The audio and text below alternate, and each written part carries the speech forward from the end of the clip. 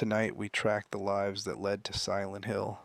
We follow widowed fathers and grieving husbands, photographers and soldiers, convicts and children who never asked to be reborn.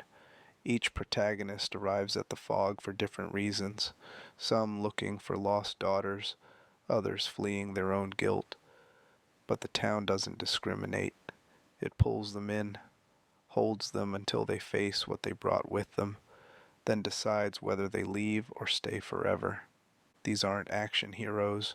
They're ordinary people, writers struggling to pay bills, clerks working dead-end jobs, truck drivers keeping to themselves. They have mortgages or rent payments. They've been to grocery stores and sat in traffic. They've loved people who loved them back, and they've made mistakes that seemed small at the time. But Silent Hill has a way of taking those small mistakes, those ordinary griefs, and magnifying them until they become the only thing that matters. The town is a mirror, and what it reflects isn't always what you thought you were looking at. These are the stories that precede the nightmares, the ordinary lives that became extraordinary simply by turning down the wrong road. We'll move slowly through each life, each choice, each moment that seemed insignificant until it became the pivot point of everything that followed. The fog is patient, the lake is quiet, and the protagonists of Silent Hill all start the same way, by being exactly the kind of person who wouldn't expect to end up somewhere like this. Harry Mason, the writer who lost everything twice. Harold Mason was born in 1951 in the American Midwest. By the time he reached his early 20s, he'd moved away from his hometown, the kind of small place where everyone knows your parents' names, and settled into what he hoped would be a writing career. Harry wanted to be a novelist, not the kind who writes bestsellers and appears on morning talk shows, but the kind who produces thoughtful literary fiction about crime and the darker impulses of human nature, the kind of books that get respectful reviews in regional papers and sell enough copies to justify a second printing, but never quite break through to mainstream success. By 25, Harry had published his first novel. Critics described it as promising. The advance was modest, but he had a wife, Jody, his high school sweetheart, and a small house, and a belief that if he kept working, if he kept pushing, eventually one of his books would connect and they'd have the financial security they needed. Jody worked too, supporting them both while Harry spent long hours at his typewriter, smoking too many cigarettes and drinking too much coffee and trying to turn the violence he studied into something that said something true about people. The marriage was strong. Those who knew Harry and Jody, not many, because Harry wasn't the kind of man who cultivated a wide social circle, described their relationship as a 9-year honeymoon. They'd been together since they were teenagers. They knew each other's rhythms, finished each other's sentences, existed in that comfortable space where you don't have to perform for your partner because they've already seen every version of you. Jody believed in Harry's work even when the royalty checks barely covered groceries. Harry, in turn, admired Jody's pragmatism, her ability to manage the household finances and keep them afloat while he chased something as impractical as literary recognition. Then Jody got sick. It started small, fatigue, occasional pain, but the diagnosis was clear. She had an illness that made bearing children impossible. For some couples, this might have been devastating, might have fractured the marriage. But Harry and Jody faced it together. They talked about adoption. They talked about fostering. They agreed that a family didn't require biological connection. They were handling it, moving forward, until Jody's condition worsened. The doctor said the illness was progressing. There were treatments, but nothing that promised a cure, just time, bought in increments, and the hope that research might catch up before her body gave out. One night in 1982, Harry and Jody were driving near Silent Hill, a resort town in Maine they'd visited a few times, the kind of place with scenic overlooks and a reputation for fresh air and quiet streets where you could think clearly. Harry liked to drive when he was stuck on a manuscript. He'd take Jody along, and they'd spend hours on back roads, talking through plot problems while the landscape scrolled past. On this particular night, headlights caught something on the shoulder. Harry slowed. There was a bundle on the roadside, wrapped in blankets. Jody said stop. Harry pulled over. The bundle was a baby, a newborn or close to it, pink-faced and crying, left on the side of the road like someone had panicked and couldn't go through with whatever they'd planned. There was no note, no car nearby, just an infant, alone, in the dark, on a stretch of road that saw maybe 3 cars an hour this time of night. Harry and Jody looked at each other. They took the baby to the nearest hospital.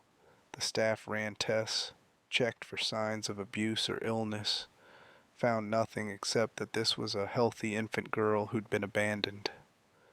Social services opened a case. Harry and Jody stayed close. When the baby was cleared for release and no parents had come forward, they applied to adopt. They named her Cheryl. For 3 years, Harry had the family he'd wanted. Jody loved Cheryl with the intensity of someone who'd been told they couldn't have children and then found one anyway. Harry threw himself into fatherhood with the same focus he brought to his novels, learning how to change diapers, reading parenting books, staying up at night when Cheryl had nightmares or fevers. He wrote less during those years. The money got tighter, but Jody was alive, Cheryl was healthy, and Harry felt like maybe this was what success actually looked like. Not book sales or critical acclaim, but a daughter who ran to him when he came home and a wife who smiled at him across the dinner table. Then Jody's illness came back. This time, the doctors were blunt. There was nothing more they could do. She had months, maybe a year if they were lucky. Jody spent that time in and out of hospitals, getting weaker, losing weight, sleeping more. Cheryl was 3 years old when Jody died. Harry was 31, a widower, suddenly responsible for raising a daughter alone while processing grief that felt like it was crushing his chest every time he tried to breathe. The years after Jody's death were hard in ways Harry couldn't always articulate. He kept writing. He had to. The bills didn't stop. But his work got darker, more focused on loss and the ways people fail each other. He raised Cheryl on his own. Money was always tight. Advances got smaller. Royalties barely covered rent. Harry worked odd jobs to supplement his writing income, editing, tutoring, whatever he could do that left him time to be there when Cheryl got home from school.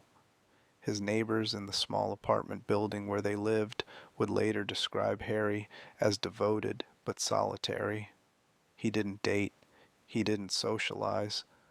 All his energy went to Cheryl, and Cheryl filled the space that Jody had left behind.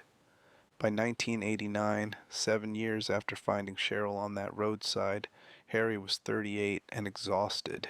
He worked constantly. He never slept enough. He worried about money, about whether he was doing enough for Cheryl, about whether she resented having only one parent when other kids had two.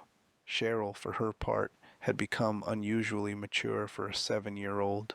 She was bright, patient, observant.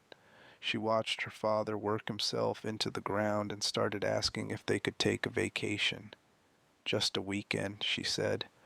Just somewhere quiet where they could both relax. Harry chose Silent Hill. He'd been there with Jody. He remembered it as peaceful. Scenic lake views, clean streets, the kind of resort town that catered to families looking for a break from city noise. The brochures made it look perfect. He booked a small cabin for a long weekend. He packed the car with Cheryl's coloring books and his notes for the novel he was supposed to be working on. They left on a Friday afternoon, planning to arrive before dinner. The drive took longer than expected.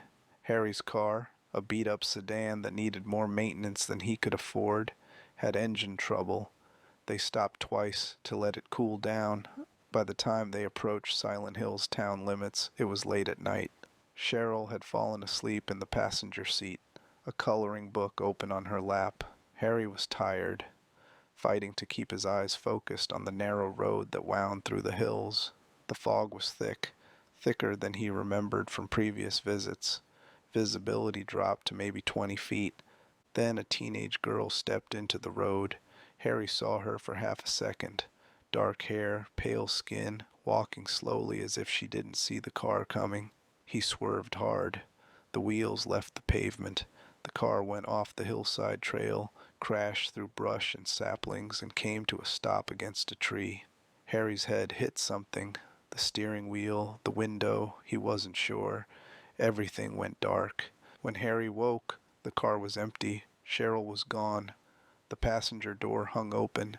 There was no blood, no sign of struggle, just an empty seat and a coloring book on the floor. Harry stumbled out of the car, calling for his daughter. His voice echoed in the fog. No one answered. He found a path leading downhill toward town. He followed it, expecting to find Cheryl at any moment, scared but safe, waiting for him by the road.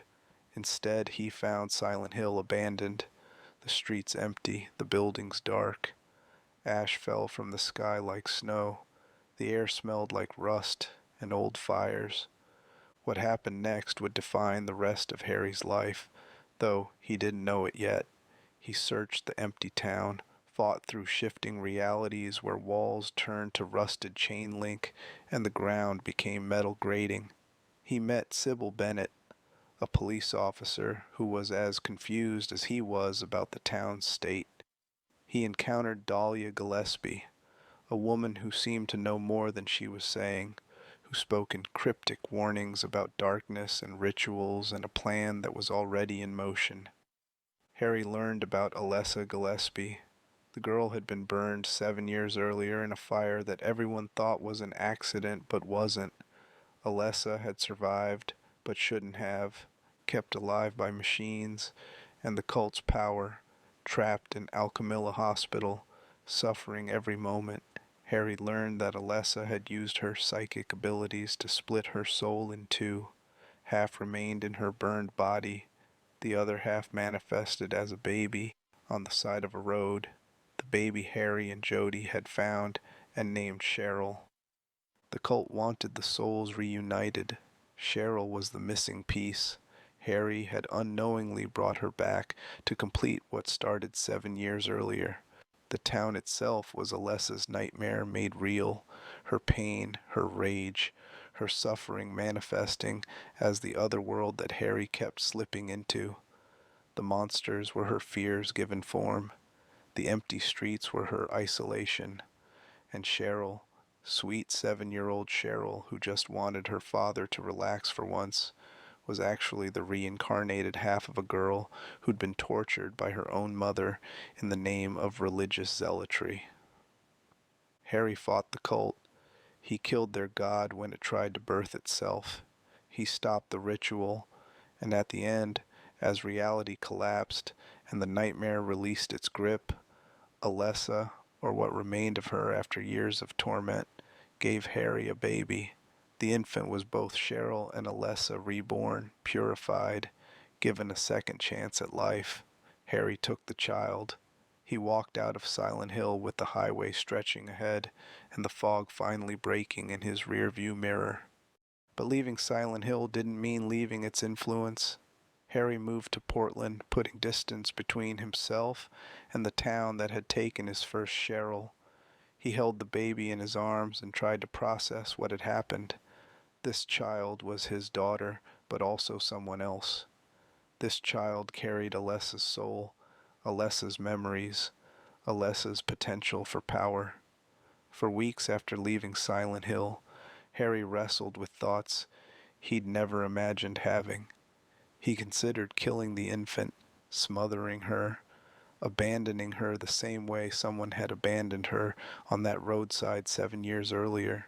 He stood over her crib at night, hands trembling, wondering if mercy meant ending this before the cult could find them again. Harry didn't kill her. Whether it was love or cowardice or simple inability to become a child murderer, he raised the baby. He named her Cheryl again, a decision he later deeply regretted, feeling it reduced his new daughter to a replacement for the one he'd lost. The infant grew. She was healthy, normal, showed no signs of supernatural power or cult influence. Harry started to hope that maybe they'd escaped, that maybe Alessa's rebirth had truly purified her soul and given them both a clean start. When the baby was 5 years old, a member of the order tracked them down. Harry was working at his typewriter, the girl playing with the blocks on the living room floor. The cultist came through the front door, knife drawn, speaking about destiny and the god, and how Harry couldn't hide her forever. Harry killed the man in self-defense. It wasn't clean or heroic. It was desperate and ugly and left blood on the walls that Harry scrubbed for hours trying to make disappear. But it worked. The cultist was dead, and Harry realized they'd never truly escaped Silent Hill's reach. That night, Harry dyed his daughter's hair blonde. He bought a box of cheap hair dye at a drugstore and applied it himself, turning her natural dark brunette into a shade of blonde that made her look like a different child. He changed her name again. No more Cheryl. That name was cursed, connected to too many terrible things. From now on, she'd be Heather, Heather Mason, a normal girl with no connection to Silent Hill, to Alessa Gillespie, to the Order. Harry packed their belongings and moved them to a new city. He didn't tell neighbors where they'd come from. He didn't make friends who might ask questions. He just worked, wrote, raised his daughter, and watched the door. For 17 years, Harry ran. He moved them from city to city whenever he felt unsafe. He changed their phone number regularly. He taught Heather to be careful about who she talked to, what information she gave out, how to recognize when someone was asking too many questions. Heather grew up thinking her father was paranoid. She didn't know about Alessa. She didn't know about Silent Hill. She thought Harry was just an overprotective single parent, maybe a little damaged from losing her mother when she was young. Harry turned 40, then 45, then 49. The years accumulated. His hair went gray. His novels sold less with each new publication. He worried constantly about money, about Heather's safety, about whether the cult would find them before Heather was old enough to protect herself. He kept a gun in the house, something he'd never owned before Silent Hill, and sometimes took it out at night, checking that it was loaded, rehearsing in his mind what he'd do if someone came through the door again. In 2003, 17 years after escaping Silent Hill with a baby in his arms, the cult finally caught up. They didn't send a lone fanatic this time. They sent something worse. A creature called the Missionary materialized in Harry's home while Heather was out shopping. Harry heard it coming, the scrape of blades on hardwood, the rustle of the coat it wore, and reached for his gun. But the missionary was faster, stronger, designed specifically to kill him. It stabbed Harry multiple times, left him dying in his chair, then vanished as quickly as it had appeared. Heather came home to find her father slumped over, blood soaking through his shirt. She called 911. She tried to stop the bleeding, but Harry was already gone.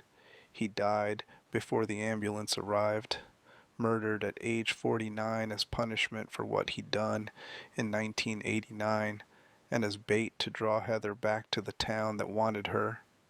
Harry Mason's life can be measured in what he lost. He lost Jody to an illness that no amount of love could cure. He lost his first Cheryl to a town's spiritual hunger and a cult's ambition. He lost 17 years to paranoia, to running, to checking over his shoulder every time a car slowed down near their house. He lost any sense of normalcy, any chance of building a life beyond survival. And in the end, he lost his life trying to protect a daughter who'd already been marked by forces he'd fought but never fully escaped. Harry never became a successful novelist. His books went out of print. His name faded from literary conversations, but he kept Heather alive for 17 years against a cult that had supernatural power and centuries of practice at hunting people. He gave her a childhood, flawed and paranoid as it was. He gave her love, and when they came for him, he didn't break. He didn't tell them where Heather had gone or what her new name was. He just died, in his chair, still protecting his daughter to his last breath. Harry's story doesn't have a happy ending. It doesn't even have a satisfying one. It has a father who did everything right, loved fully, sacrificed constantly, fought against impossible odds, and still couldn't save himself from the consequences of one vacation in 1989 when he thought a quiet resort town would be good for his daughter. James Sunderland, the man who couldn't remember what he'd done. James Sunderland was born in 1972, possibly in or near the town of Ashfield. His childhood was unremarkable in the best sense. Middle class, stable, the kind of upbringing that produces functional adults who work regular jobs and build quiet lives. By his mid-20s, James had found steady employment as a clerk at a small company. The work wasn't exciting. He processed paperwork, answered phones, filed documents, but it paid reasonably well, offered benefits, and gave him the kind of predictable schedule that allowed for a life outside work. James's father, Frank Sunderland, worked as the superintendent of an apartment building in Ashfield. It was honest work, fixing leaky faucets, managing rent collection, dealing with tenant complaints. Frank was a practical man who believed in doing your job well even if the job itself wasn't glamorous. He raised James with that same ethic. Show up on time, do what needs doing, don't complain. James absorbed those lessons and applied them to his own career, such as it was. James met Mary Shepherd at a house party thrown by a mutual friend. He was 23, she was a year younger. The party was crowded, loud, full of people James barely knew. He'd been standing by the food table, trying to decide if leaving early would seem rude, when Mary struck up a conversation. She was pretty in a way that didn't require maintenance. Natural, unaffected, the kind of beauty that came from being comfortable with who she was. They talked for hours. By the end of the night, James had her phone number and a date planned for the following weekend. Their early relationship was passionate in the way first loves often are. They went to movies, walked through parks, stayed up late talking about nothing in particular. Mary introduced James to her love of music. She played piano badly by her own admission, but with genuine enjoyment. James would sit and listen to her practice, not because the music was good, but because watching her play made him happy. They were the kind of couple other people found slightly nauseating, always touching, always laughing at private jokes, always seeming to exist in their own world where nothing else mattered. They married when James was 25. The wedding was small, just family and close friends. They couldn't afford anything elaborate. Mary wore a simple white dress. James rented a suit. They exchanged vows in a courthouse, then celebrated with dinner at a modest restaurant. It wasn't the fairy tale wedding Mary had imagined as a girl, but it was theirs, and that seemed to matter more than flower arrangements or a fancy venue. The first few years of marriage were good. They rented a small apartment. James kept working his clerk job. Mary took a position at a local library, shelving books and helping patrons find materials. They talked about having children someday, maybe buying a house with a yard. They took a vacation to Silent Hill, a resort town on Toluca Lake that promised quiet streets and scenic views. They stayed at the Lakeview Hotel in room 312. Mary loved everything about it: the fog rolling off the lake, the old-fashioned architecture, the sense of being somewhere removed from ordinary life. She told James she wanted to come back someday, maybe for an anniversary. James recorded a videotape of Mary in their hotel room, capturing her talking about how much she enjoyed the trip. When they left, James accidentally forgot the tape in the room. It didn't seem important at the time. Videotapes cost a few dollars. He could record another one. He forgot about it entirely. Not long after their Silent Hill vacation, Mary fell ill. It started as fatigue, persistent and unexplained. She went to doctors. They ran tests.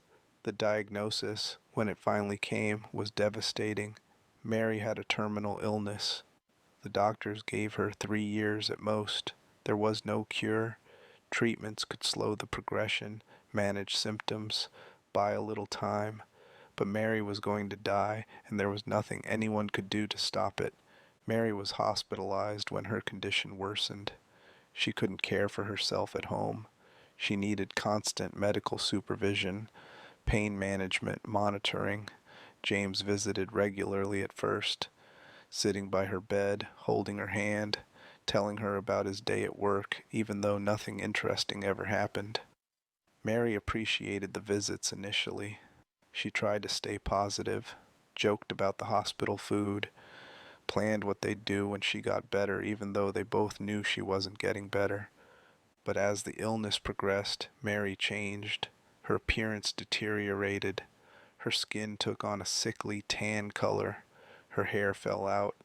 The woman James had married, vibrant, pretty, full of life, became someone else, someone who looked ancient and exhausted and angry at the world. Mary's personality soured. She lashed out at James verbally. She told him to stop visiting. She called him names. She accused him of being glad she was dying so he could find someone younger and prettier. She told him she wished she were dead, that living like this was unbearable, that someone should just kill her and end the suffering. James stopped visiting as frequently. When he did come, the tension was suffocating. Mary would either ignore him entirely or unleash a stream of verbal abuse that left him shaken. He started drinking more, not enough to interfere with work, but more than before. A fair bit, he'd later admit when questioned about his coping mechanisms. He developed lustful feelings toward the nurses at the hospital, ashamed of the thoughts but unable to suppress them. His wife was dying and he was fantasizing about other women. The guilt ate at him, but so did the loneliness, the frustration, the sense that his life had become a waiting room where nothing happened except watching someone you love slowly dissolve. The exact timeline of Mary's death is deliberately unclear in Silent Hill 2. The game blurs dates, confuses memories, leaves gaps in James's recollection that don't make sense until later. The official story, the one James tells anyone who asks, is that Mary died 3 years after her diagnosis, just as the doctors predicted. But James' own memory suggests something different. He remembers details that don't line up. He remembers visiting the hospital at times when Mary should already have been dead. He remembers conversations that couldn't have happened if the timeline he believes is accurate. The truth, when it finally surfaces, is this: James killed Mary. At some point before her predicted death, days, weeks, maybe months, James entered Mary's hospital room with a pillow. She was lying in bed, weak, barely conscious. Maybe she was asking him again to just let her die. Maybe she was sleeping. Maybe she looked at him and saw what he was about to do and couldn't summon the strength to stop him. James pressed the pillow over her face. He held it there. Mary struggled weakly, or maybe didn't struggle at all, and then she stopped moving, stopped breathing, stopped being the person who'd played piano badly, and laughed at his jokes, and told him she wanted to grow old together. James killed his wife.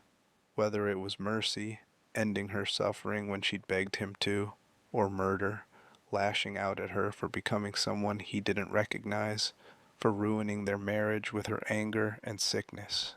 Even James couldn't say for certain. The motivation lived in the space between mercy and rage, love and resentment. He'd killed her because he couldn't stand watching her suffer. or he'd killed her because he was tired of suffering himself, or both, or neither. The truth was complicated and horrible, and James's mind couldn't settle on a single answer that made sense. After killing Mary, James did something remarkable. He placed her body in the back seat of his 1977 Pontiac Ventura. Not the trunk where you'd hide a corpse. The back seat, as if she were still a passenger, still his wife, still someone he was taking somewhere. He drove her body to Silent Hill, and then James engaged in an act of psychological self-defense so extreme it essentially rewrote his reality. He forgot. He convinced himself, truly, completely convinced himself, that Mary had died 3 years ago. He attended a funeral that never happened. He grieved for years that hadn't passed. He built false memories so convincing that by the time he arrived in Silent Hill in 2001, he genuinely believed his wife had been dead for 3 years, and he was simply returning to the place where they'd once been happy. But he had a letter in Mary's handwriting, asking him to meet her at their special place in Silent Hill. The letter didn't make logical sense. Dead people don't write letters, but James held onto it anyway.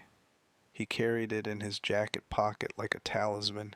He read it repeatedly, trying to understand what it meant, why Mary would contact him after so long, whether this was real or whether he was losing his mind.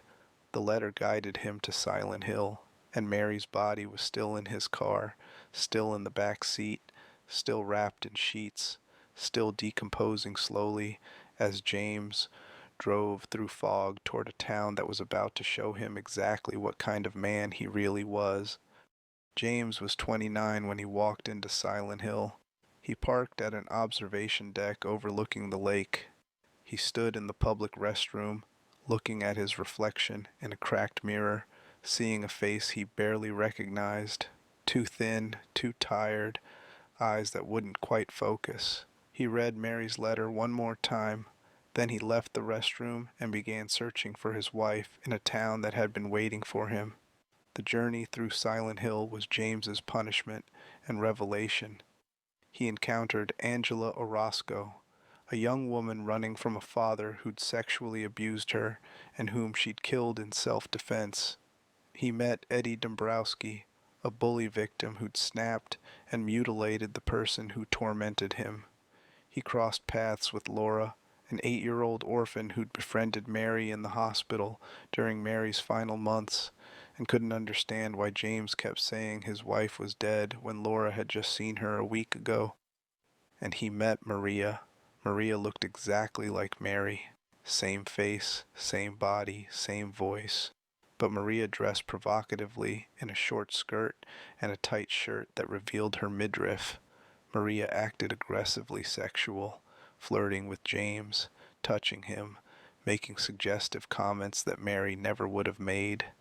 Maria seemed to know James intimately, while also being a stranger. She accompanied him through parts of Silent Hill, helping him navigate, then vanished, then reappeared, then was killed brutally by Pyramid Head, while James watched helplessly. Then showed up again as if nothing had happened. No memory of dying, no explanation for how she was alive again. Maria wasn't real in the conventional sense. She was Silent Hill's creation, a manifestation pulled from James's subconscious. She represented his sexual frustration, his resentment toward Mary for becoming ill and unattractive, his fantasy of a woman who looked like his wife but acted like a lover from an adult magazine. Maria existed to torment James by offering what he'd lost while reminding him why he'd lost it, why he'd killed it. Every time Maria died, stabbed, strangled, impaled, it was James watching his wife die over and over, watching his inability to protect anyone, watching his guilt made visible. The monsters James fought reflected his psyche with uncomfortable precision. The bubblehead nurses embodied his lustful thoughts about hospital staff, sexualized figures in torn uniforms who jerked and convulsed like broken dolls. The lying figures were straight-jacketed creatures that seemed to suffocate under their own skin, reflecting Mary's feeling of being trapped in a dying body. Abstract Daddy was Angela's trauma, made flesh, a bed frame with two bodies fused together in a nightmare of abuse. And Pyramid Head, the massive executioner with a metal pyramid for a head and a blade too large to reasonably wield, was James's guilt given physical form.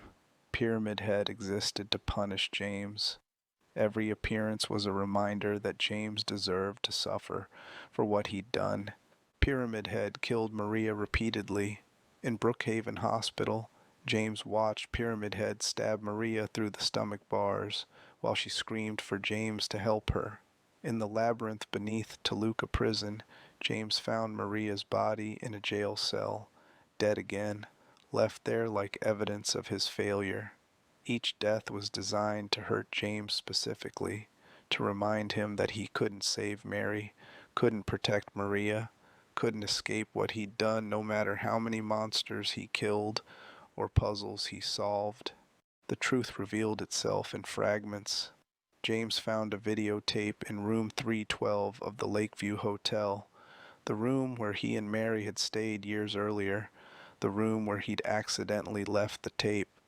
He took the tape to the hotel's reading room, inserted it into the VCR, and watched. The footage showed James and Mary in the hotel room. Mary was talking about how much she loved Silent Hill, how she wanted to come back. Then the tape continued past what James remembered recording. It showed Mary in a hospital bed, weak, dying. It showed James entering the room. It showed James picking up a pillow. It showed James pressing the pillow over Mary's face. It showed Mary struggling. It showed Mary going still. James watched himself kill his wife. The memory came flooding back. The denial shattered. He stood in the reading room of the Lakeview Hotel, holding a videotape that proved he was a murderer, and he had to decide what happened next. Silent Hill 2 has multiple endings determined by subtle choices throughout the game and James's mental state. In the Leave ending, James accepts his guilt, recognizes that Mary wanted to die and gave him permission to kill her in her final letter, and leaves Silent Hill with Laura to try building a new life. In the Maria ending, James rejects Mary's memory entirely and embraces Maria as a replacement, though Maria's coughing at the end suggests the cycle is starting over. In the Rebirth ending, James performs an occult ritual to resurrect Mary, implying he's learned nothing and will repeat his mistakes. But the In Water ending is considered closest to canon by most analysts. In this version, James realizes he killed Mary not to end her suffering, but to end his own. He admits he wanted her gone because caring for her was too hard, because he'd grown to resent her, because somewhere in his heart he'd stopped loving the sick woman in the hospital bed and wanted the vibrant woman he'd married back. And when that proved impossible, he wanted her dead. James retrieves Mary's body from his car, still in the back seat, still wrapped in sheets, preserved by Silent Hill's power or James's denial. He drives into Toluca Lake. The car sinks. James drowns with his wife's corpse beside him, finally giving them both the peace they couldn't find separately. Silent Hill 4. The room contains a newspaper clipping that confirms James and Mary disappeared in Silent Hill and were never found, supporting the theory that James never left the town alive. His car was discovered in the lake years later, 2 bodies inside, identified through dental records as James and Mary Sunderland. James Sunderland's life was defined by love twisted into something toxic. He loved Mary enough to marry her, to listen to her play piano badly, to record her happiness on videotape. He loved her enough that when she was suffering, when she'd become someone neither of them recognized, when their marriage had rotted under the weight of a terminal illness, he ended her life. Whether as mercy or murder, we'll never know. Maybe James didn't know either, and he loved her enough that when the truth finally caught up to him, when he remembered what his mind had spent years trying to forget, he couldn't live with being the man who'd killed her. He couldn't forgive himself. He couldn't imagine a future where he deserved to be happy after what he'd done. So James drove into the lake with Mary's body beside him. The water was cold and dark. The car sank slowly, and for the first time since Mary got sick, since the hospital visits became unbearable, since he picked up that pillow and made a choice that would define everything that followed, James Sunderland was at peace. Not because he'd been absolved or redeemed, but because the punishment finally fit the crime, because the guilt stopped being abstract and became final, because Silent Hill had shown him exactly who he was, and James had looked at that reflection and decided he didn't want to be that person anymore. His story is about the impossibility of forgiveness, both from others and from yourself. Silent Hill didn't create James's guilt, it just made him remember, and once he remembered, once he couldn't hide behind false memories and convenient amnesia, James had to choose whether he wanted to live with the truth or die with it. He chose death. The lake took him. The fog rolled back in, and somewhere in Silent Hill, another car was pulling up to the observation deck. Another person was reading a letter that didn't make sense. Another journey was beginning that would end exactly where James's had, in the realization that the real horror isn't what the town does to you. It's what the town shows you about what you've already done to yourself. Heather Mason, the girl who was born 3 times. Before there was Heather Mason, before there was Cheryl Mason, there was Alessa Gillespie.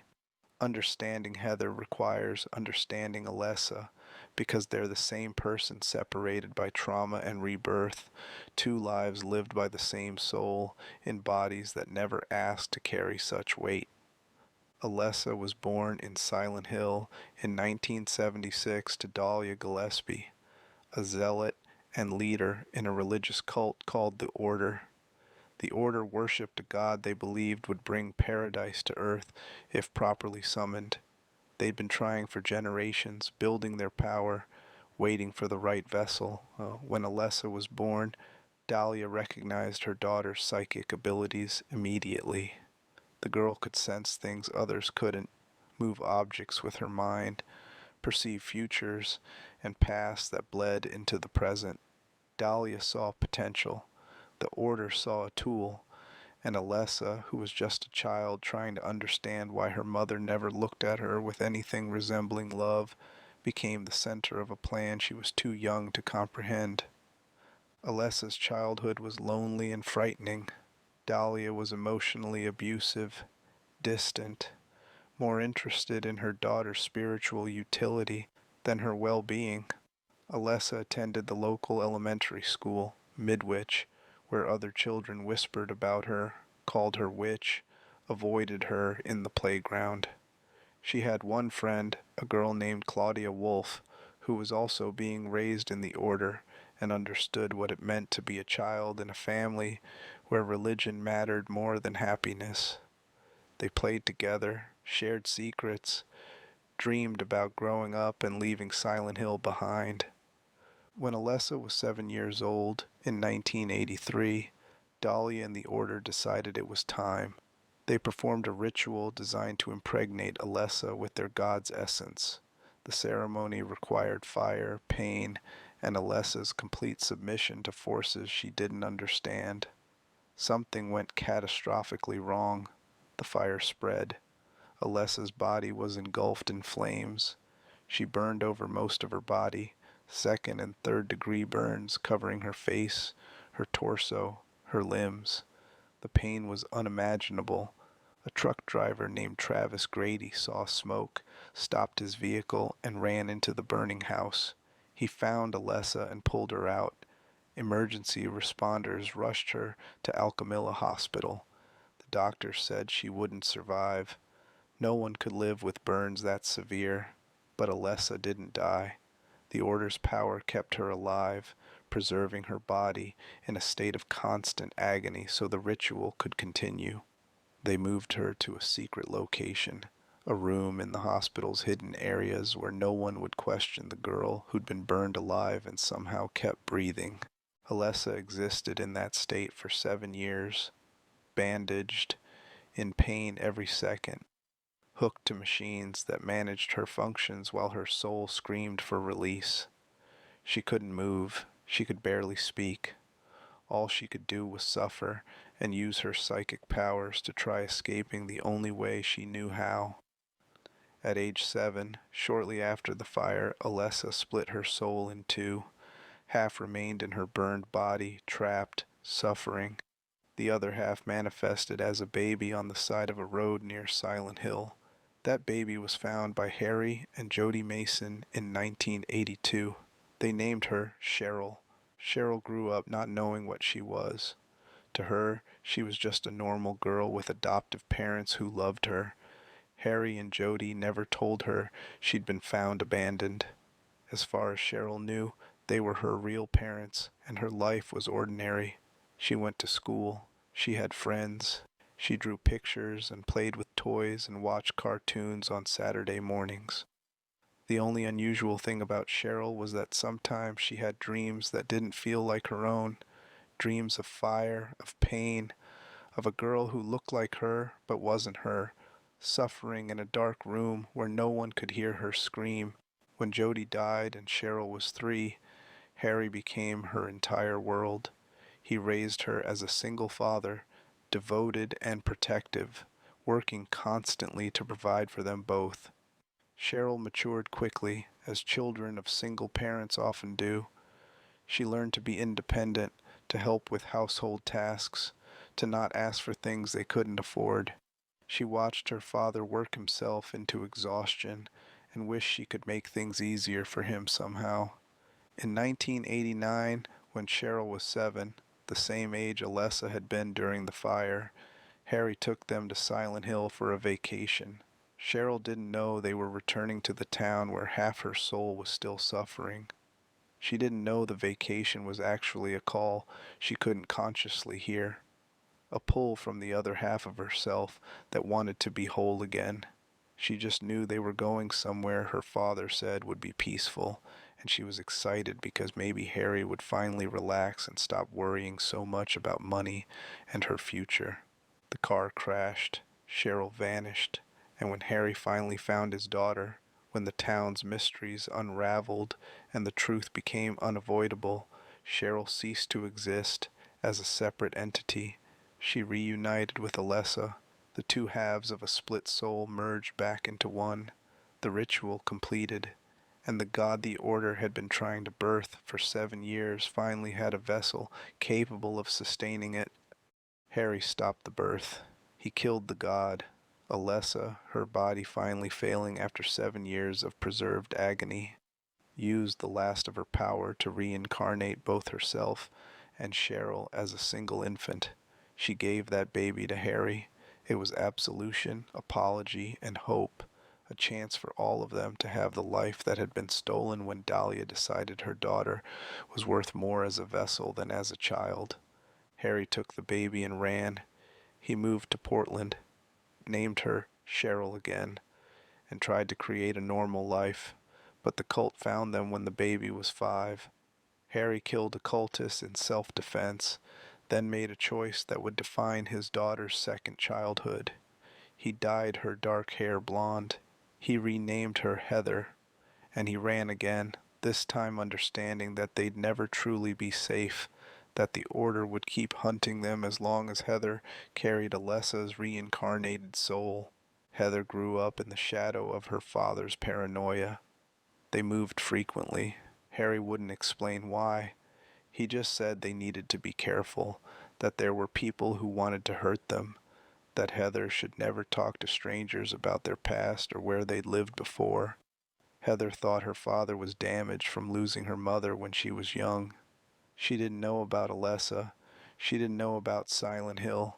She thought Harry was just overprotective, maybe a little irrational, but loving and devoted in his way. By 17, Heather had built herself into someone who could handle her strange upbringing. She was sarcastic, tough-talking, not easily intimidated.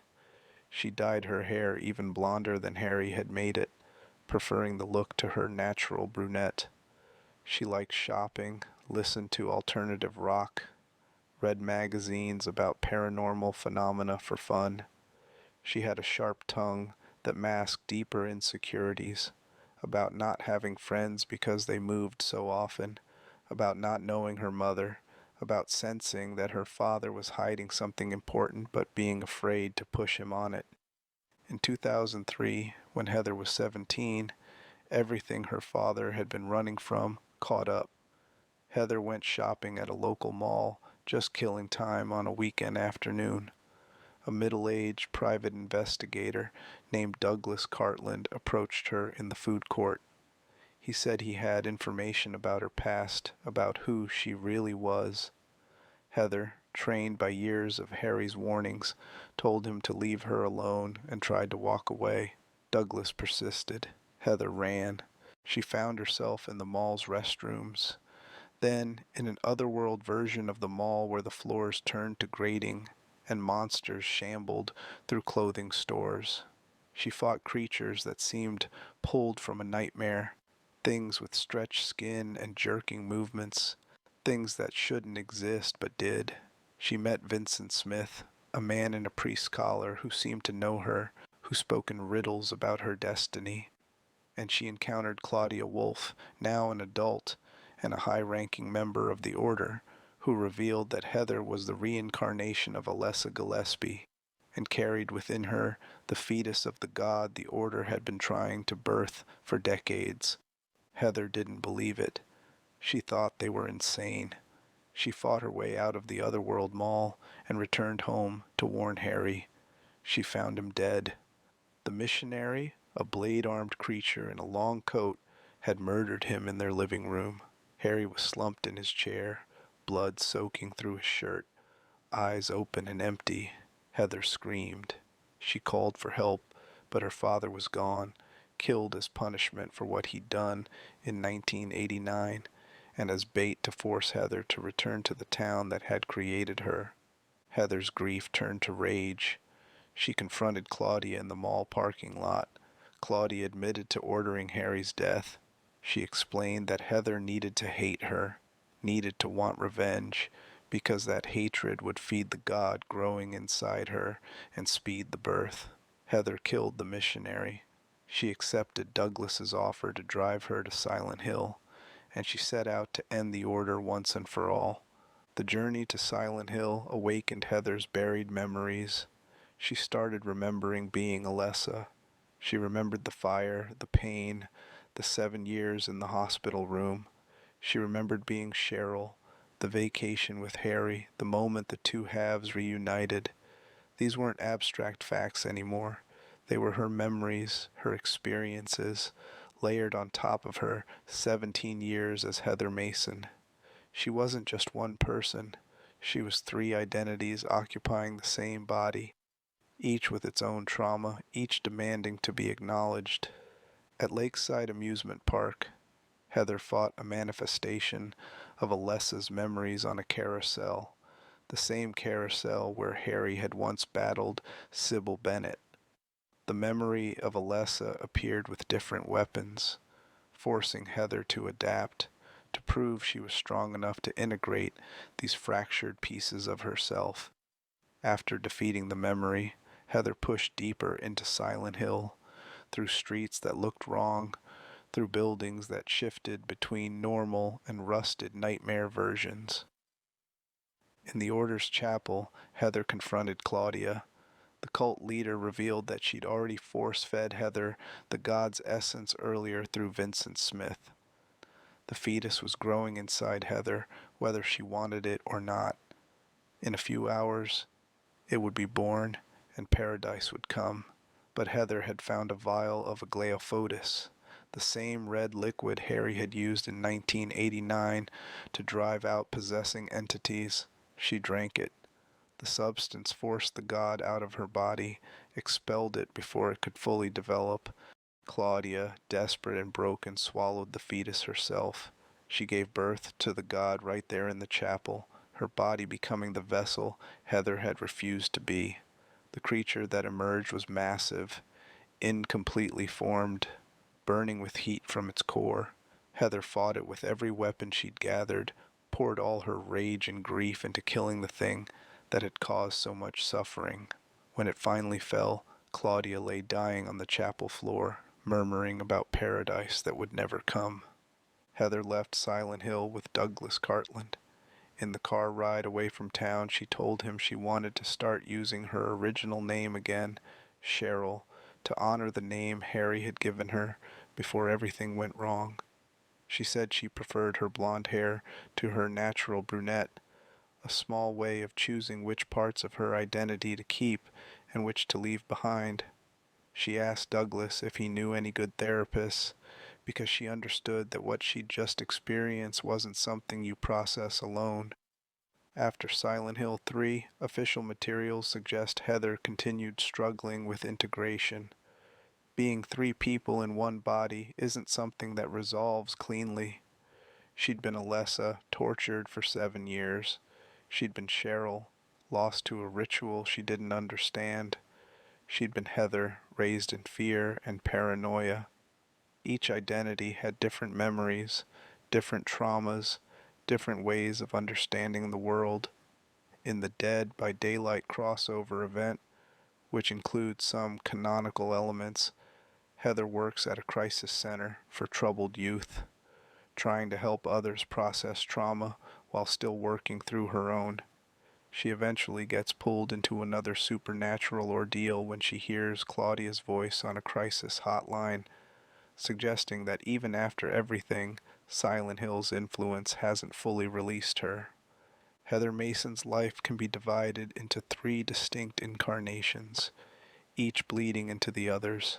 She was Alessa Gillespie, tortured by a cult, burned alive, kept in agony for 7 years while her soul screamed for release.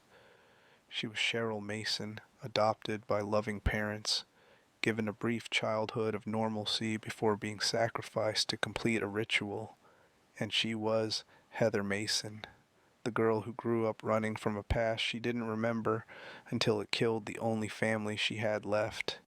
She survived all three lives, but survival came at the cost of ever feeling like one complete person. The town split her apart, put her back together, and split her again. Each reincarnation was supposed to be a fresh start, a chance to escape the trauma of what came before. But the memories stayed, the pain stayed, the fear that somewhere, somehow, the Order would find her again and finish what they started stayed. Even after leaving Silent Hill, even after killing the god and ending Claudia's plan, Heather carried the weight of 3 lifetimes of suffering in the body of a 17-year-old girl who just wanted her father back. Henry Townsend, the man in room 302. Henry Townsend was born in the late 1970s, possibly around 1975, which would make him 28 when the events of Silent Hill 4 began. His early life was unremarkable by design. Henry was the kind of person who moved through the world quietly, not making waves, not drawing attention. He worked as a photographer, judging by the camera equipment, portfolios, and darkroom supplies scattered throughout his apartment, which was fitting work for someone with his temperament. Photography is a solitary profession. You observe rather than participate. You capture moments without inserting yourself into them. Henry excelled at being present without being noticed.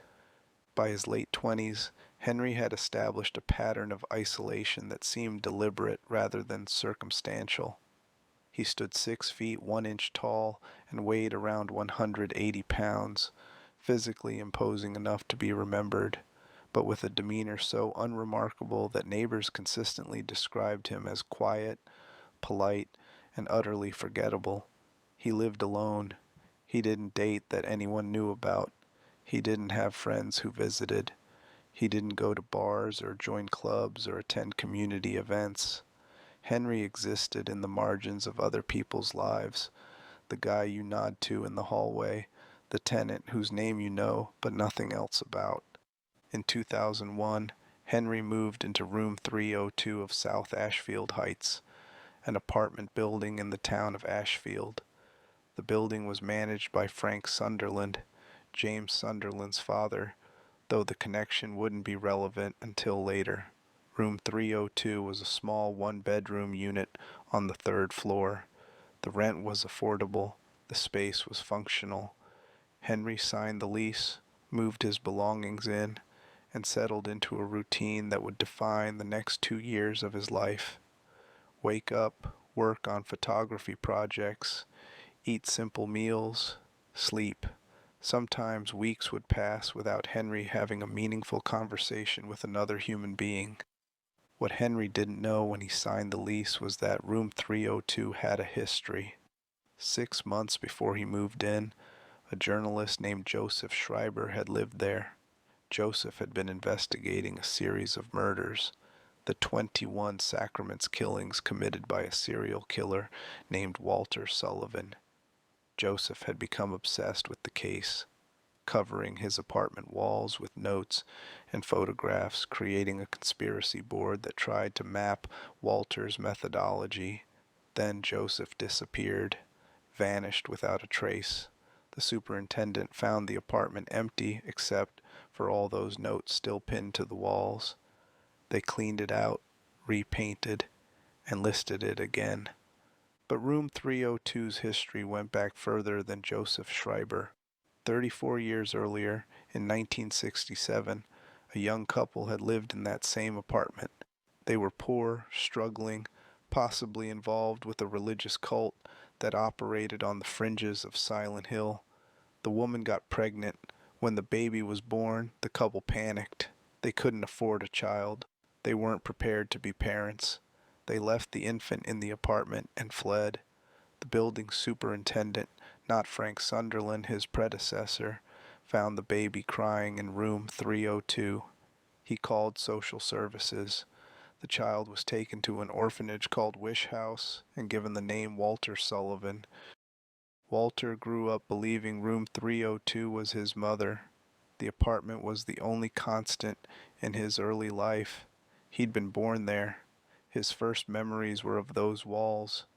And when he was removed and sent to an institution where children were abused and neglected, Walter fixated on room 302 as the only place that had ever been home.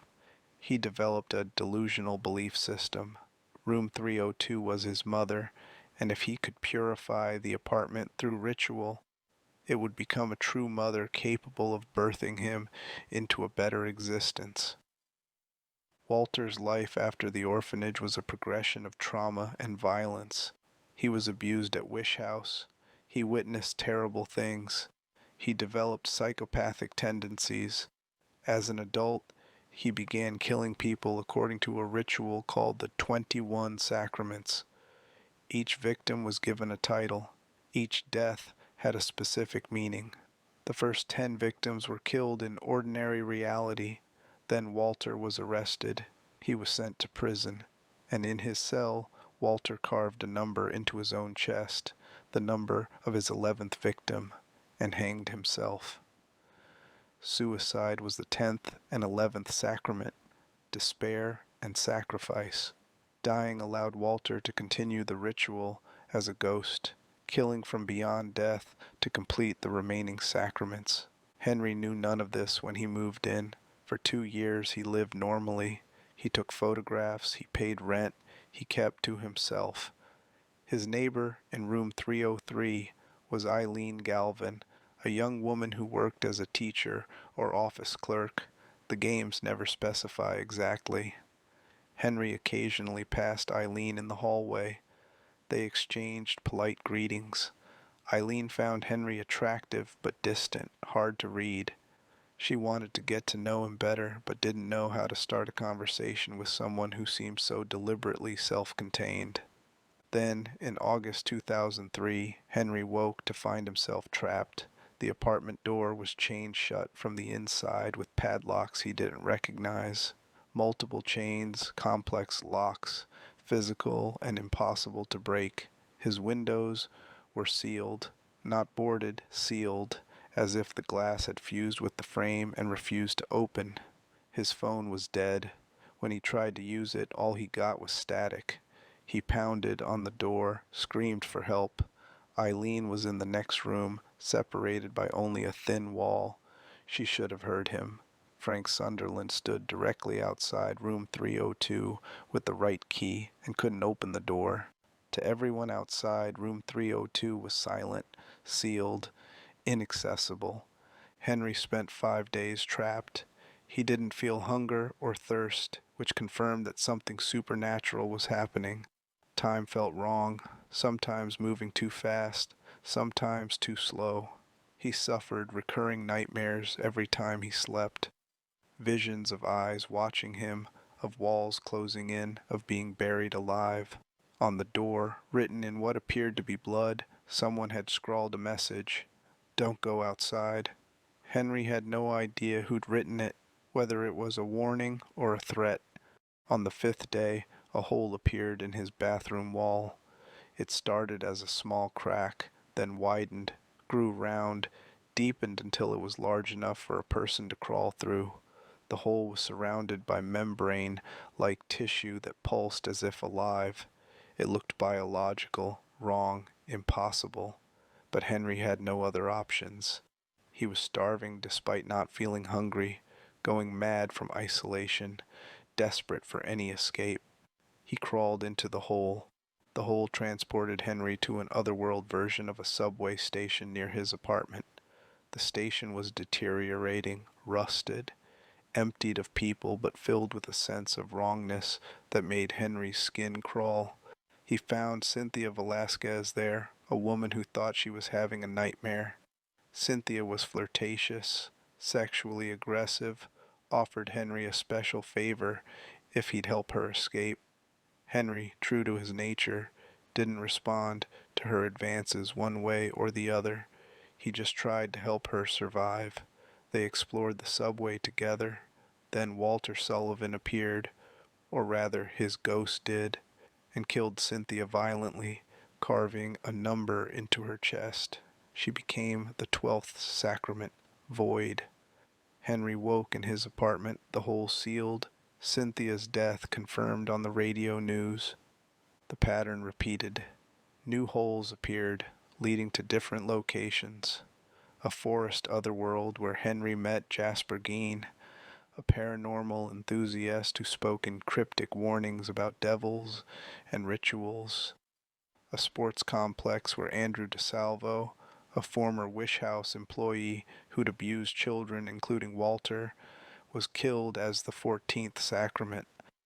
An alternate version of South Ashfield Heights where Richard Braintree, Henry's obnoxious neighbor, became the 15th sacrament.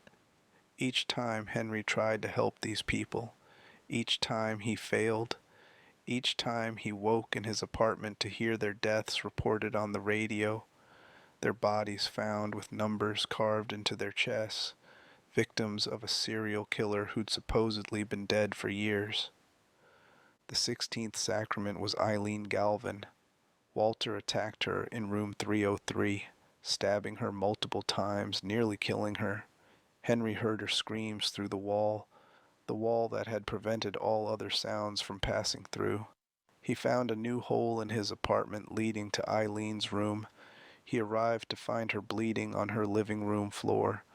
Young Walter, a manifestation of Walter Sullivan as a child, stood nearby, crying, apologizing. Eileen thanked young Walter for trying to protect her from his adult self, then passed out. Henry watched an ambulance take her away. After Eileen's attack, room 302 changed. The apartment that had once restored Henry's health, acting as a safe space where he could save progress, heal wounds, rest, became hostile. Hauntings invaded. Ghosts of Walter's previous victims appeared in the rooms, draining Henry's health instead of replenishing it. The ceiling fan crashed to the floor. Shadows moved in the walls. Paper scattered as if blown by wind. The Though the windows were still sealed, the apartment was turning against Henry, reflecting Walter's ritual, becoming something other than a place where someone could live. A new hole appeared in the laundry room. This one led to St. Jerome's Hospital where Eileen was recovering. Henry found her weak but alive. They decided to escape together, traveling through the remaining other worlds as a pair. Eileen was injured, possessed by Walter's influence through a strange mark on her chest. Her condition deteriorated as they progressed through each world. If Henry couldn't protect her, if she took too much damage, if the possession advanced too far, she'd die or become completely controlled by Walter. Her survival determined which ending Henry would see. In the prison otherworld, Henry learned the truth about Walter Sullivan's ritual from Joseph Schreiber's ghost. Joseph had been investigating the murders when Walter killed him, making Joseph the 10th sacrament. Now Joseph's ghost wandered the prison, unable to rest, trying to help Henry understand what was happening. The 21 sacraments required 21 victims, each with a specific title. The victims represented stages in Walter's plan to purify Room 302 and be reborn. Henry was the 21st victim, the receiver of wisdom. Walter needed Henry because he lived in room 302, the apartment Walter believed was his mother. By killing Henry in that room, Walter could complete the ritual and achieve rebirth. Henry and Eileen escaped the prison. Back in room 302, Henry used a pickaxe to break through a wall between his bedroom and bathroom. Behind the wall was a secret room he'd never known existed. Inside, Walter Sullivan's corpse was tied to a cross, mummified, preserved. The body had been there the entire time Henry lived in the apartment, hidden in the walls, the source of the hauntings and corruption. In the corpse's coat pocket, Henry found the keys of liberation, the keys that should have opened his front door all along. Henry unlocked the door, but when he opened it, the hallway was wrong. It was another otherworld, another version of South Ashfield Heights. The building itself had become part of Walter's ritual. Henry and Eileen retrieved Walter's umbilical cord from the superintendent's room, the final piece needed to confront Walter. They returned to the secret room. Walter's corpse was gone. In its place was a hole leading deeper than Henry had ever been. They descended. At the bottom was Walter's true form, a massive, corrupted version of his infant self, suspended in the ritual's spiritual machinery. This was Walter as he imagined himself, a child seeking rebirth, a soul that had never properly formed because of abandonment and abuse. Henry fought Walter while protecting Eileen. The battle's outcome depended on how well Henry had kept Eileen safe, how much damage she'd taken, how far the possession had progressed. In the best ending, escape, Henry defeats Walter. Eileen survives with a minimal trauma, and they both escape room 302 alive. The apartment is cleansed. The hauntings stop. Henry can finally open his door and leave normally. In the worst ending, 21 sacraments, Eileen dies or becomes completely possessed. Henry is killed, and room 302 claims both of them permanently.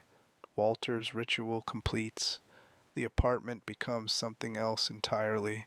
No longer a place where humans can live, but a supernatural womb where Walter will perpetually attempt rebirth. The middle endings, Mother and Eileen's death, show partial success. In Mother, Eileen survives but is traumatized. Henry lives but remains trapped in room 302, the apartment still corrupted. In Eileen's death, she dies during the final battle. Henry survives but is broken by his failure to protect her, and Walter's ritual reaches some degree of completion, even though Henry prevented the worst outcome. Henry Townsend's story is unique among Silent Hill protagonists because he wasn't drawn to the town by guilt or trauma. He had no dark secret. He hadn't killed anyone. He hadn't lost anyone.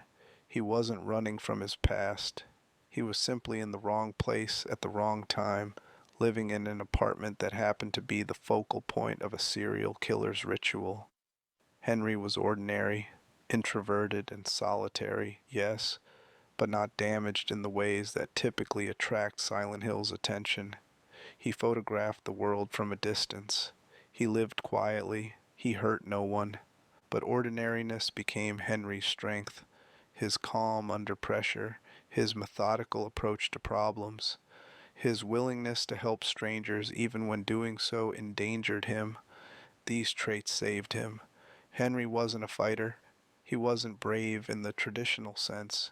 He was just someone who kept going, who did what needed to be done, who refused to abandon Eileen even when abandoning her might have made his own survival easier. Silent Hill 4 asks whether goodness is enough when faced with evil that doesn't care about fairness or justice. Henry was good. He helped people. He protected Eileen. And depending on how well the player guided him, that goodness was either sufficient to escape or insufficient to prevent tragedy. The game never tells you that being good guarantees survival. It just says that trying matters, that making the effort to protect someone counts. Even if you fail, that ordinary people can survive extraordinary circumstances if they refuse to let the horror make them cruel. Henry's fate rests in ambiguity. In the best ending, he escapes. In the worst, he doesn't. We don't know which ending is canonical because Silent Hill 4 stands somewhat apart from the rest of the series, connected but not directly referenced in later games. What we know is that Henry rented an apartment on August 1st, 2001. He lived there for 2 years. Then, in August 2003, Room 302 tried to kill him. Whether he escaped or died in that room, whether he saved Eileen or watched her fall to Walter's possession, whether he found peace or remained trapped in an apartment that had become something other than home, that depends on choices made in the heat of nightmare. When ordinary people are asked to do extraordinary things and all they have to work with is who they've always been. Travis Grady, the trucker who saved the wrong girl. Travis Grady was born in the early 1970s, likely between 1971 and 1975, making him in his early 30s by the time his story intersected with Silent Hill. His childhood was marked by mental illness, violence, and a kind of loneliness that comes from knowing your parents love you, but being unable to trust that love won't turn into something dangerous. Travis's mother, Helen Grady, suffered from severe psychiatric illness. The specific diagnosis isn't named in the game, but her symptoms suggest paranoid schizophrenia or a similar condition characterized by delusions and violent impulses. Helen believed Travis was evil, not metaphorically, not as hyperbole when he misbehaved. She genuinely believed her son carried some kind of darkness that threatened their family. She talked about seeing things in Travis, shadows that moved behind his eyes, whispers that came from his direction when he wasn't speaking. Travis's father, Richard Grady, tried to manage Helen's illness at home rather than institutionalizing her, which was common in that era when psychiatric care was stigmatized and expensive. But Helen's condition deteriorated. When Travis was young, the game suggests around age 7 or 8, Helen attempted to kill him. The details are fragmentary, revealed through environmental storytelling in Silent Hill's Cedar Grove Sanitarium, but the basic facts are clear. Helen tried to make it look like a murder-suicide. She planned to kill Travis, then kill herself, believing this was the only way to stop the darkness she perceived. Richard intervened. He stopped Helen physically, preventing her from harming Travis, but the damage was done. Their son now knew his mother had tried to kill him. Their family was fractured beyond repair. Richard couldn't bring himself to send Helen to prison. She was his wife, the mother of his child, someone he'd loved before the illness consumed her. Instead, Richard had Helen committed to Cedar Grove Sanitarium in Silent Hill. The facility was a psychiatric hospital, supposedly equipped to handle patients with violent tendencies. Helen would receive treatment. She'd be safe. Travis would be safe. And maybe, Richard hoped, someday she'd recover enough to come home. After Helen's institutionalization, Richard raised Travis alone. They lived in a small house, probably in or near South Ashfield. Richard worked manual labor jobs, mechanics, construction, whatever paid well enough to support them both and cover Helen's medical bills. He tried to be a good father, attending to Travis's physical needs, making sure he went to school, keeping him fed and clothed. But Richard was also an alcoholic, drowning his guilt in beer and whiskey, unable to process the dual losses of his wife to madness and his son to the knowledge that his mother had wanted him dead. Travis learned self-reliance early. He learned not to depend on emotional support because Richard couldn't provide it. He learned not to talk about what had happened because the few times he tried, Richard either got angry or got drunk or both. Travis became quiet, self-contained, the kind of kid who doesn't cause problems because he understands that adults have their own crises to manage, and adding to them seems cruel. Teachers described him as withdrawn but not troubled. He did his work, turned it in on time, and never asked for help. When Travis finished school, whether he graduated or just stopped going isn't clear, he became a truck driver. It was perfect work for someone with his temperament. Long hours on the road meant minimal interaction with others. Truck driving paid decently and had built-in solitude. Travis could think while he drove, process things without anyone asking why he was quiet, exist in motion rather than staying still long enough for the past to catch up. By his 30s, Travis had been driving for years, crisscrossing the eastern United States, taking whatever routes were available, rarely spending more than a night in any one place.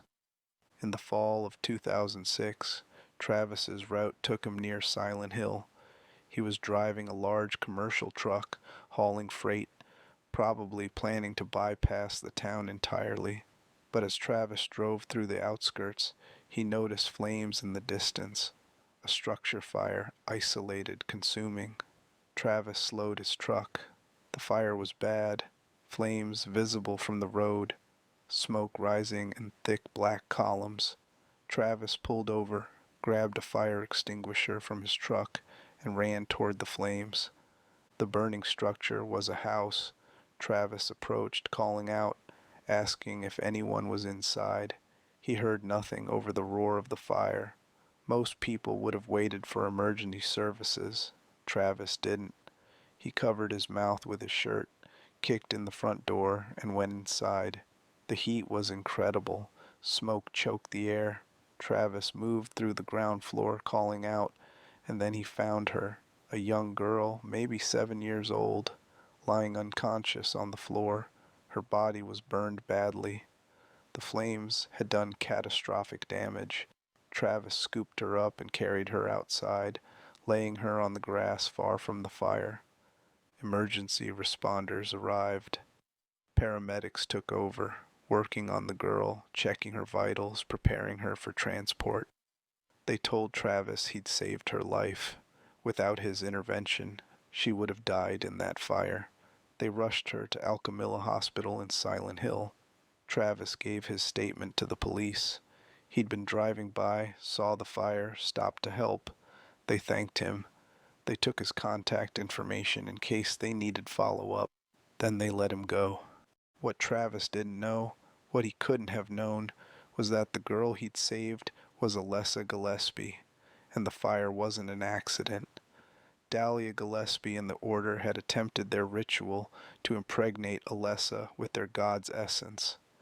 The ceremony had gone wrong. Alessa had been burning from the inside out, her psychic powers turning against her, manifesting as actual flames. The fire was both supernatural and physical. By pulling Alessa from that house, Travis had ensured she'd survive long enough to complete the ritual. He'd saved her so she could suffer for 7 more years in a hospital bed. He'd saved her so her soul could split, so Cheryl could be born, so Harry Mason could unknowingly bring the pieces back together in 1989. Travis Grady saved a girl's life, and in doing so enabled decades of suffering. After pulling Alessa from the fire, Travis found himself unable to leave Silent Hill. He tried to get back to his truck, to continue his route, to move on, but the town wouldn't let him go. Travis found himself transported through mirrors that showed him alternate realities. He moved between the normal town and its rusted, decayed shadow. He solved puzzles that shouldn't exist. He fought monsters that seemed drawn from his own subconscious, creatures that reflected his guilt, his fear, his memories of Helen's madness. The mirrors were key. Travis could touch certain large mirrors and flip between worlds. One side showed normal Silent Hill, empty but structurally intact. The other showed the other world, rusted metal and chain link and decay. Alessa appeared in the mirrors, teaching Travis how to use them, showing him that reality in Silent Hill was permeable for those connected to the town's power. Travis didn't understand why he could do this. He just knew that the mirrors were the only way forward.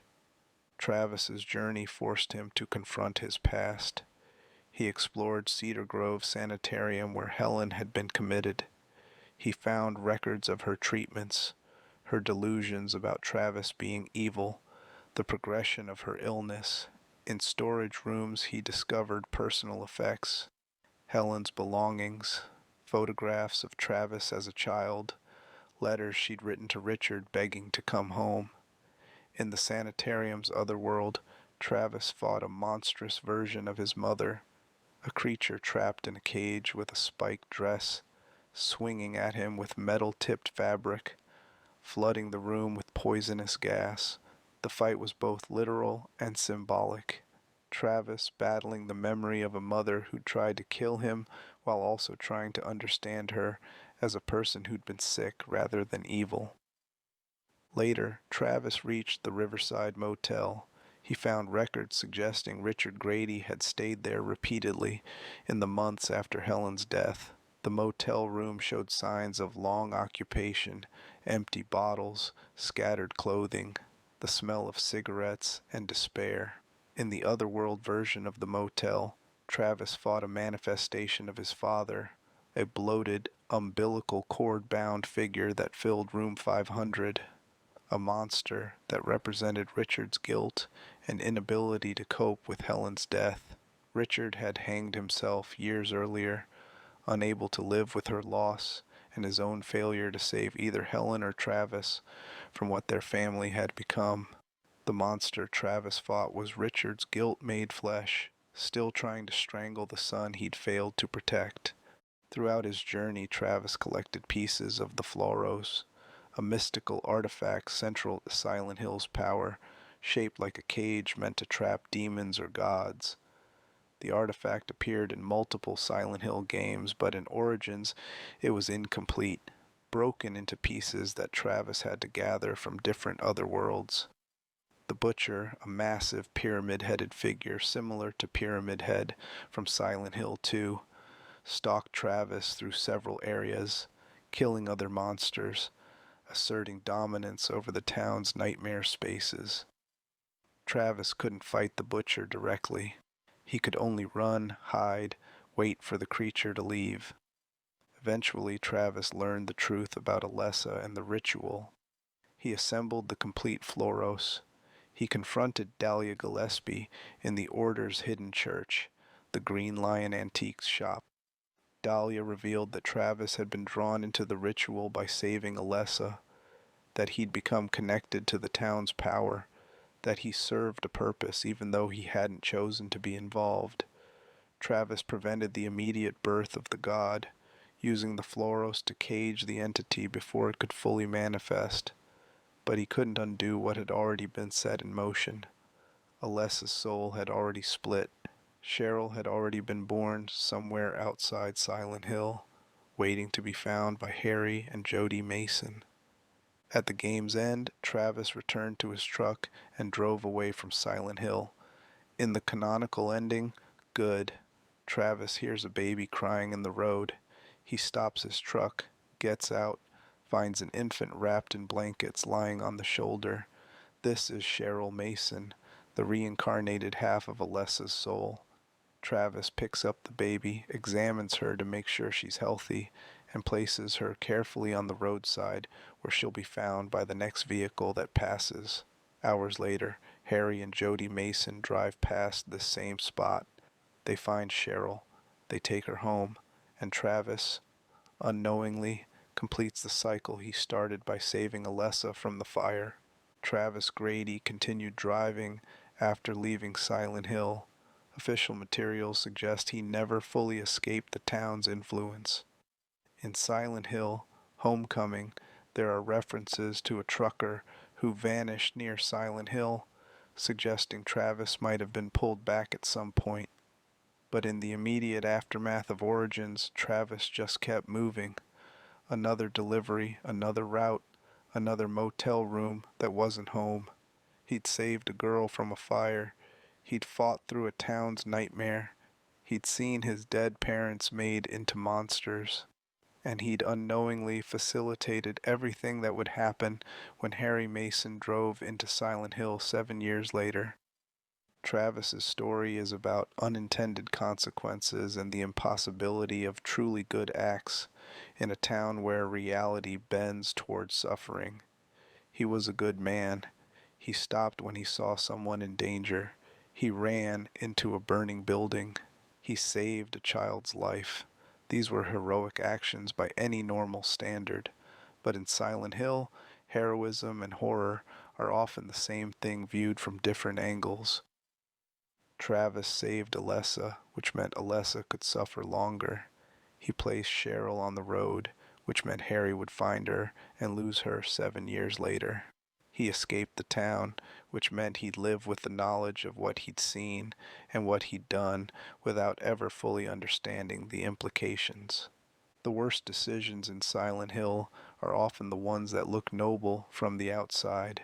Travis made every right choice he could have made, and the result was enabling a cycle of suffering that would consume multiple families over multiple decades. He doesn't appear in later games except as references and documents, but his presence echoes through the series. Every time Harry mentions finding Cheryl on a roadside, every time Alessa's burned body is discussed, every time someone talks about the ritual that started in 1983, Travis Grady was there. He saw the fire. He pulled the girl out, and the town said thank you by showing him what his rescue had truly saved her for. Alex Shepard, the soldier who never went to war. Alexander Shepard was born in 1985 in Shepherd's Glen, a small town near Silent Hill with its own dark history. He was the older son of Adam and Lillian Shepard. His younger brother Joshua was born 9 years later in 1994.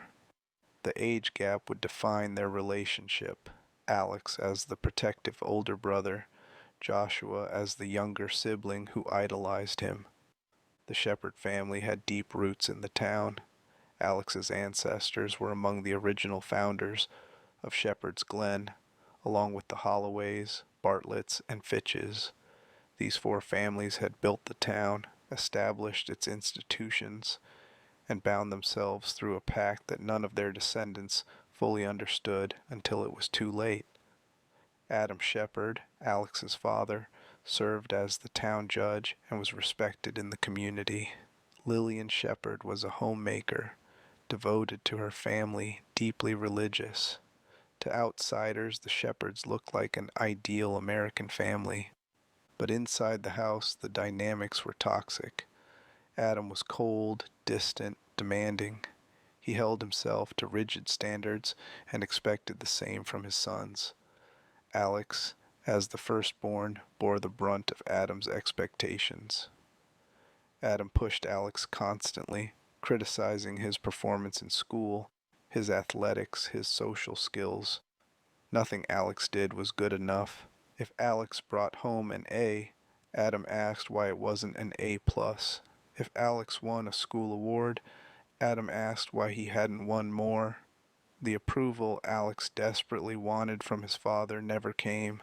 Joshua, by contrast, seemed to receive warmth from Adam that Alex never experienced. Adam played with Joshua. He laughed at Joshua's jokes. He attended Joshua's school events with genuine enthusiasm. Alex watched this favoritism and internalized a simple, devastating message. His father loved Joshua and merely tolerated him. Alex tried harder, pushed himself further, hoping to earn the kind of affection Adam gave Joshua freely. It never worked.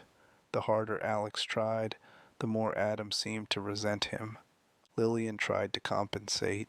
She gave Alex extra attention, told him she loved him, tried to assure him that Adam's coldness wasn't his fault. But maternal warmth couldn't replace paternal approval for a boy who'd learned that his father's love was conditional and apparently unattainable. Alex became anxious, insecure, constantly performing for validation that never arrived. Despite the complicated family dynamics, Alex loved his younger brother. Joshua looked up to Alex, followed him everywhere, wanted to be just like him. Joshua asked Alex to teach him things, how to throw a football, how to fish, how to do the things older boys did. Alex felt protective of Joshua. He also sometimes found the constant attention exhausting. Joshua was 9 years younger, more fragile, more needy. Alex had to be careful around him, had to watch what he said, had to be the responsible older brother when all he wanted sometimes was to be left alone. In 2000, when Alex was 15 and Joshua was 6, something terrible happened. The details are revealed gradually through the game's narrative, but the core facts are these. Alex and Joshua were playing near an old dock by the lake. The structure was dilapidated, dangerous, scheduled for demolition. They shouldn't have been there, but kids don't always follow rules about where they're allowed to play. Something went wrong. Joshua fell, through a rotten board, off the edge into the water. The lake was deep there. Joshua couldn't swim well. Alex tried to save him. He went into the water after Joshua, but the lake was cold, the current strong, and Alex wasn't a strong enough swimmer to pull Joshua to shore. He had to choose between drowning himself or letting Joshua go. Alex chose to save himself. He swam to shore, ran for help, brought back adults who called emergency services. By the time they pulled Joshua from the lake, he'd been under too long. Joshua was dead, drowned at age 6 while his older brother watched, unable to save him. The aftermath of Joshua's death fractured the Shepherd family completely.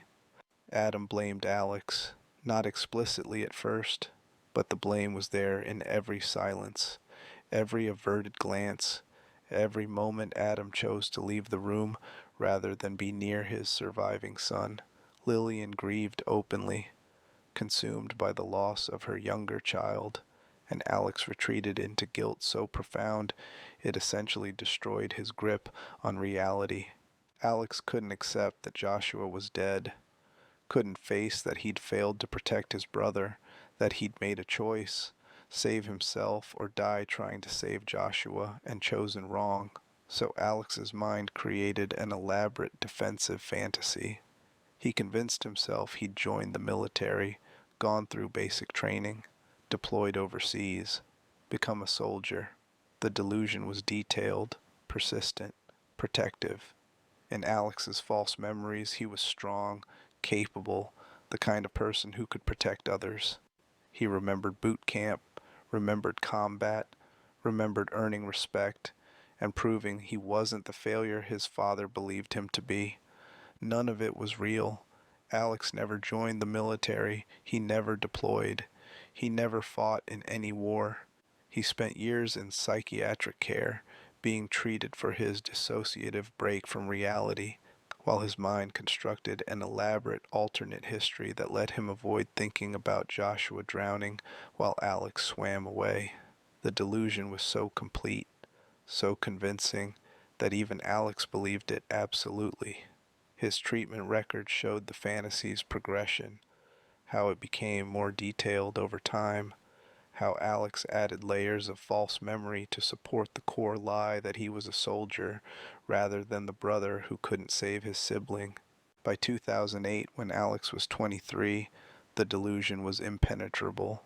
The game opens with Alex waking up in a hospital, believing he's returning from deployment, confused about why his injuries aren't more severe, worried about getting back to his unit. He escapes the hospital, which may be a real psychiatric facility or an otherworld manifestation. The game deliberately blurs this and makes his way back to Shepherd's Glen to find his family. The town is wrong, streets are empty, buildings are abandoned. A thick fog hangs over everything.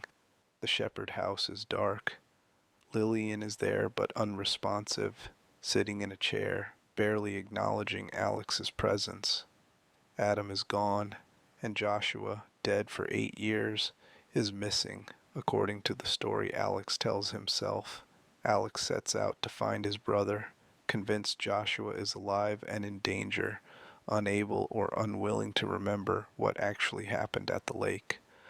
As Alex searches, he learns that Shepherd's Glen is in the grip of something terrible. Children are disappearing. Parents are acting strange. The line between reality and nightmare keeps blurring. Alex meets Elle Holloway, daughter of Judge Margaret Holloway, who tells him many children have gone missing and the adults seem to be hiding something. He also encounters Wheeler, a deputy sheriff from a neighboring town who initially suspects Alex of wrongdoing but eventually becomes an ally. The truth about Shepherd's Glen reveals itself through documents, encounters, and forced confrontations with the town's founders. 4 families had established the town: Shepherds, Holloways, Bartletts, and Fitches. Generations ago, these families made a pact with Silent Hill's order.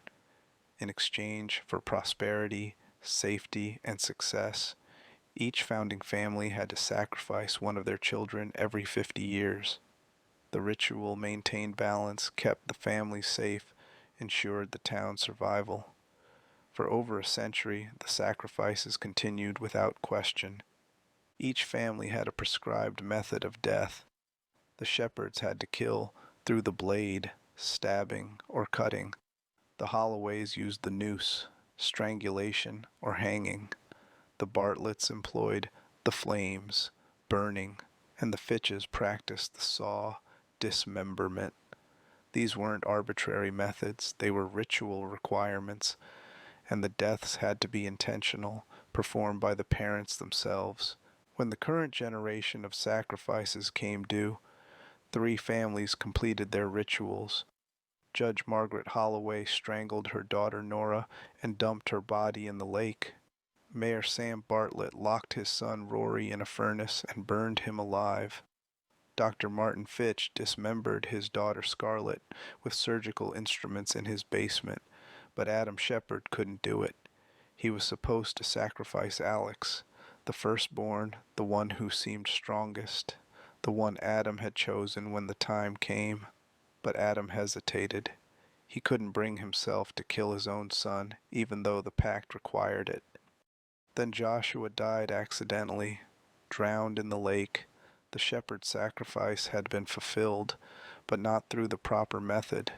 Joshua died by drowning when he should have died by the blade. And more importantly, the wrong child had died. The pact required the sacrifice of the chosen child. Adam had chosen Alex. Joshua wasn't supposed to die. His accidental death didn't count. The broken pact awakened something terrible.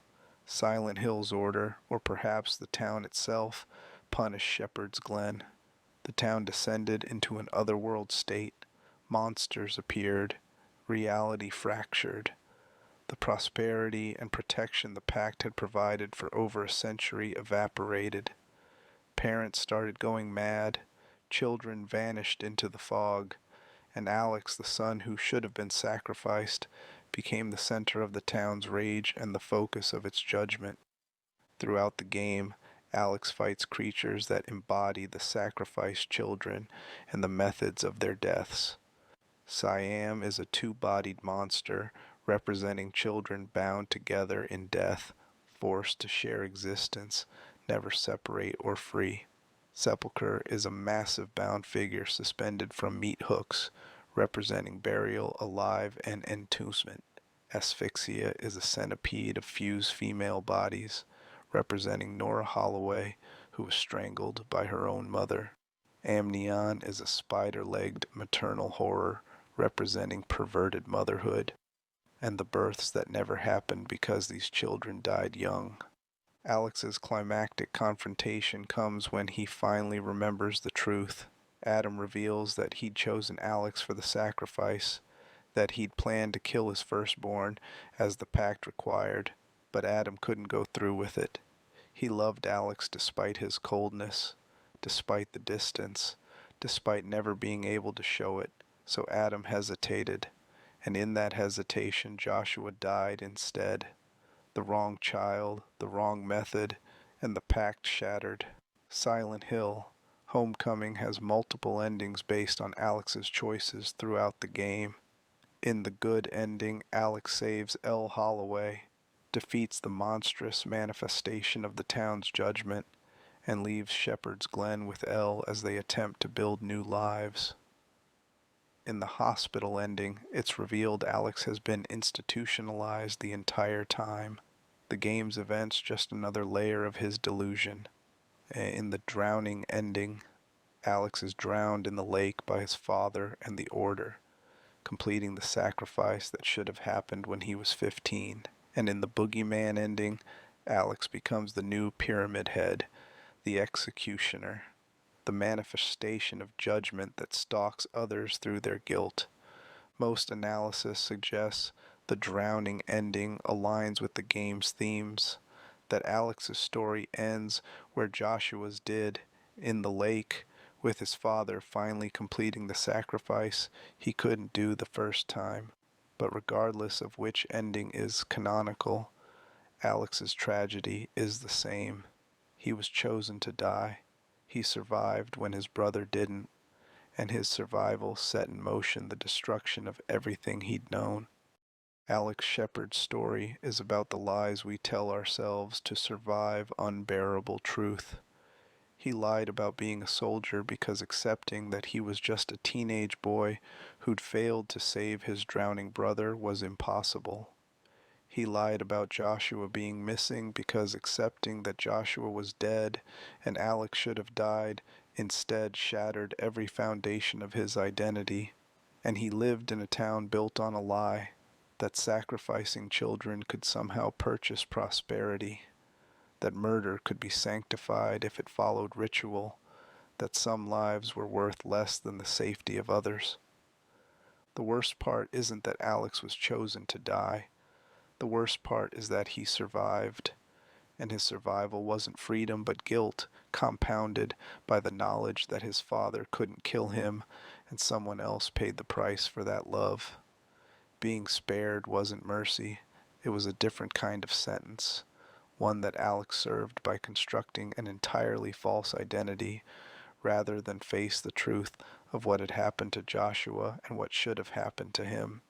Murphy Pendleton, the convict who tried to do the right thing. Frank Murphy Pendleton was born in the late 1970s or early 1980s. By 2005, he'd built what most people would consider a good life. He was married to a woman named Carol. They had a 6-year-old son named Charlie. Murphy worked as a corrections officer at a state prison. Steady employment with decent pay and benefits. He wasn't wealthy, but they had a small house, a car that ran, enough money to cover bills, and occasional family trips. Murphy was the kind of father who played catch in the backyard, who helped with homework, who believed in building something stable for his family. Charlie was everything to Murphy, a bright kid, curious, always asking questions about how things worked. Murphy taught him to throw a baseball, to ride a bike, to change a tire even though Charlie's legs were too short to reach the pedals, and he'd have to wait years before he could actually drive. Murphy looked at his son and saw potential, saw a future where Charlie would grow up to be someone good, someone better than Murphy himself had been. In 2005, Charlie was abducted. The details are sparse but devastating. A man named Patrick Napier, a known sex offender with a history of targeting children, took Murphy's son. What happened during the abduction is never fully revealed in Silent Hill. Downpour, but the outcome is clear. Charlie was murdered. Patrick Napier killed Murphy's 6-year-old son in ways Murphy would spend years trying not to imagine, then discarded his body where it would be found by police. The investigation moved quickly. Evidence pointed directly to Napier. He was arrested, tried, and convicted. The justice system functioned exactly as it was supposed to. Patrick Napier was sentenced to life in prison at Ryle State Prison, removed from society, punished for his crime. By all legal and social standards, justice had been served. Murphy attended the trial. He sat through testimony describing what had been done to Charlie. He listened to Napier's lawyer argue for leniency based on psychiatric evaluations and childhood trauma. He watched the man who'd murdered his son be led away in chains to spend the rest of his life behind bars, and Murphy felt nothing like justice. He felt rage. He felt an emptiness that no verdict could fill. Charlie was still dead. Carol was falling apart, unable to process their loss. Their marriage was crumbling, not from lack of love, but because grief had made them strangers to each other. Murphy went to work every day, watched prisoners move through their routines, and thought about Patrick Napier breathing, eating, sleeping, living in another facility while Charlie was in the ground. Carol left. She couldn't stay in the house where Charlie had lived, couldn't look at Murphy without remembering what they'd lost, couldn't exist in a world where their son was gone and his murderer was alive. The divorce was quick, legally simple, emotionally devastating. Murphy signed the papers. He moved to a smaller apartment. He kept working as a corrections officer because he didn't know what else to do with himself. Then Frank Coleridge approached him. Coleridge was a corrections officer at Ryle State Prison where Patrick Napier was incarcerated. He'd lost his own son years earlier in similar circumstances. A child, a predator, a justice system that locked the killer away but couldn't undo the loss. Coleridge understood Murphy's rage in a way no one else could, and Coleridge had an offer. He could arrange for Murphy to be transferred to Ryle State Prison temporarily. He could facilitate Murphy's access to Patrick Napier. And if Murphy wanted to do what the justice system couldn't, if Murphy wanted to kill the man who'd murdered Charlie, Coleridge would make it possible. Murphy thought about it. He thought about little else. The offer represented everything he wanted: concrete revenge, the satisfaction of personally ending Napier's life, the feeling of finally doing something instead of accepting that legal punishment was sufficient. Murphy said yes. In 2007, Murphy was transferred to Ryle State Prison under false pretenses. Coleridge arranged the paperwork, cleared the access, made sure Murphy and Napier would cross paths in a location without surveillance. The prison showers, empty during a shift change. No cameras, no witnesses, just Murphy and the man who'd killed his son. Murphy beat Patrick Napier to death with his hands. It wasn't clean or quick. It wasn't the humane execution Murphy might have imagined. It was brutal, messy, fueled by years of accumulated rage and grief. Murphy hit Napier repeatedly, breaking bones, causing internal bleeding, continuing even after Napier stopped fighting back, continuing until his knuckles were raw and Napier wasn't moving, and the water running across the shower floor was pink with diluted blood. When it was over, Murphy stood over the body and felt empty, not satisfied, not redeemed, just empty. Murphy was arrested, tried, and convicted of murder. The circumstances of the crime, the death of his son, Murphy's emotional state, the sympathetic details, meant some people viewed him as a tragic figure who'd been pushed to an understandable extreme. Others saw him as a murderer who'd crossed a line that no amount of grief justified crossing. The court sentenced Murphy to life in prison. He was 27 years old. His life as a free man ended at the moment he chose to kill Patrick Napier, and whether that choice was justice or murder became something Murphy would have to answer for himself. Murphy spent years in prison. He kept to himself, didn't make friends, didn't cause trouble. He was a model inmate in the sense that he followed rules and didn't create problems for guards. But other inmates knew why he was there. Some respected him for killing a child predator. Others targeted him for being ex-law enforcement, for the perceived hypocrisy of a corrections officer becoming a convict. Murphy survived by staying quiet, staying alert, and never letting anyone close enough to hurt him. In 2011, Murphy was being transferred to a different facility via bus. The transfer included several other prisoners, guards, and a route that would take them through the outskirts of Silent Hill. On the bus was a man named Patrick Moynihan, no relation to Patrick Napier, but another child predator, another convicted sex offender. Moynihan watched Murphy throughout the trip with unsettling interest, making comments about Murphy's crime, suggesting he understood what Murphy had done and why. During the transfer, the bus crashed near Silent Hill. The accident was catastrophic. Most of the guards and prisoners died on impact or shortly after. Murphy survived, bruised and disoriented but mobile. He climbed out of the wreckage. Other survivors were scattered in the woods, injured or dying. Murphy found one guard alive but pinned. He tried to help, but the guard died before Murphy could free him. Then Murphy saw Moynihan, also alive, also fleeing the crash site. Murphy stumbled into Silent Hill. The town was empty, fogged, wrong in ways that defied easy description. He encountered Ann Cunningham, a corrections officer who'd been on the bus. Ann was armed, hostile, hunting someone. She seemed to recognize Murphy but wouldn't explain why or what she wanted.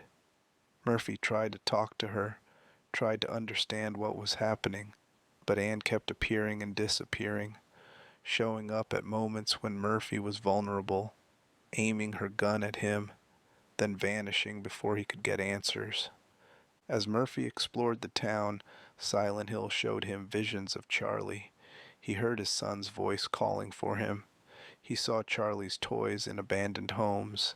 He found video recordings that seemed to show Charlie playing, laughing, looking directly at the camera, and asking where Daddy was. These weren't memories. Charlie had been too young when he died to make videos like this. These were constructions, things Silent Hill created specifically to hurt Murphy by showing him what he'd lost. Murphy met other people trapped in the town. Howard Blackwood, a mailman who'd been on the bus, injured and terrified. DJ Ricks, a corrections officer who'd survived the crash and was trying to find a way out. Each person Murphy encountered was dealing with their own guilt, their own unfinished business, and each one seemed to vanish or die shortly after Murphy found them, leaving him increasingly isolated. The monsters Murphy fought reflected his psyche and situation. The dolls were mannequin-like figures with feminine forms, representing objectification and the victims of the predators Murphy had killed. The prisoner minions were inmates marked by methods of execution, some beaten, some stabbed, some bearing the marks of the violence Murphy had committed against Napier. The wheelman was a corrections officer, strapped into a mechanized wheelchair, representing the power dynamics Murphy had known as both guard and prisoner. And the boogeyman, appearing in chase sequences, was the town's executioner, the judgment Murphy couldn't escape. Anne Cunningham's story revealed itself gradually. Her son had been killed by a drunk driver. That driver happened to be a convict who'd been on the same bus as Murphy, who'd died in the crash before Anne could confront him.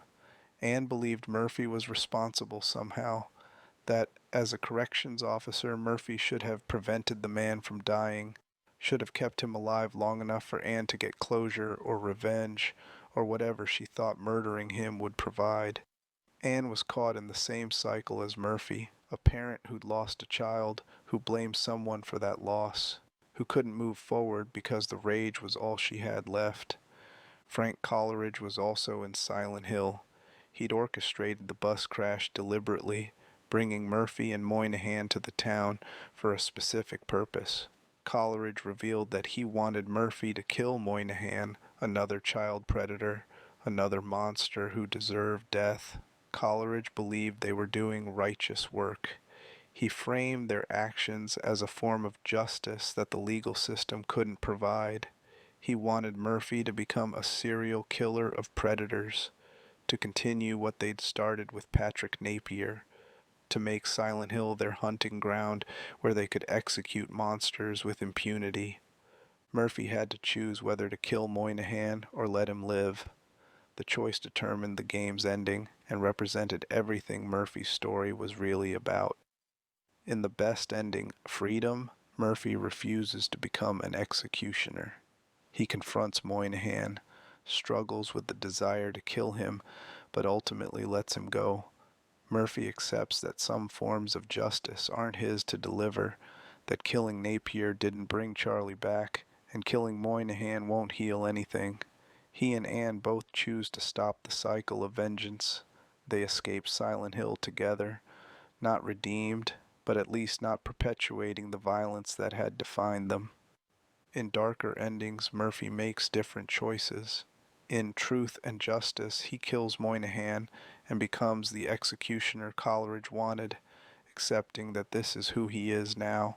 In Full Circle, Murphy fails to escape Silent Hill and becomes trapped, possibly dead, possibly still wandering the town's fog.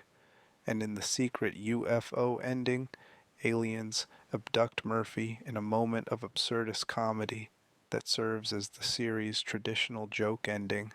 Murphy Pendleton's story is about the limits of justifiable violence. He killed his son's murderer. Most people, maybe most viewers of this video, would understand why. Patrick Napier had murdered a 6-year-old child. Napier deserved to die by any reasonable moral standard. But killing Napier didn't bring Charlie back. It didn't heal Murphy's marriage. It didn't make Murphy feel better. It just made him a murderer, serving life in prison, and the satisfaction he'd expected never arrived. When Silent Hill gave Murphy another chance to kill another predator, when Moynihan was right there and vulnerable and no one would stop Murphy from beating him to death the same way he'd beaten Napier, Murphy had to decide if he was a grieving father who'd made one terrible choice, or a man who'd found a taste for execution disguised as justice. The town doesn't judge Murphy for killing Napier. It judges him for what he chooses to do with Moynihan, when the grief isn't fresh, when the rage isn't immediate, when it's just a choice between murder and mercy. Silent Hill always makes its protagonists answer the harder question, not whether they can justify what they've already done, but whether they'll do it again when there's time to think, when the heat of the moment has passed, when they have to look at themselves clearly and decide what kind of person they want to be. Murphy's answer to that question determines whether he escapes the town or stays there forever, another ghost among many, another person who couldn't forgive themselves and couldn't let go of rage long enough to find any kind of peace. The pattern, what Silent Hill wants from its protagonists. Look at the lives before the fog. Harry Mason lost his wife and raised a child alone, only to discover that child was never truly his. James Sunderland killed his dying wife and forgot he'd done it.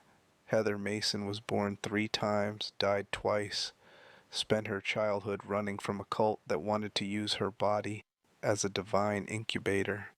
Henry Townshend rented an apartment that happened to be a serial killer's idea of a mother. Travis Grady saved a girl from a fire and enabled decades of suffering. Alex Shepard survived when his brother drowned, and his survival broke a town's pact with darkness. Murphy Pendleton killed his son's murderer and couldn't decide if he'd been right to do it. Silent Hill doesn't summon people randomly.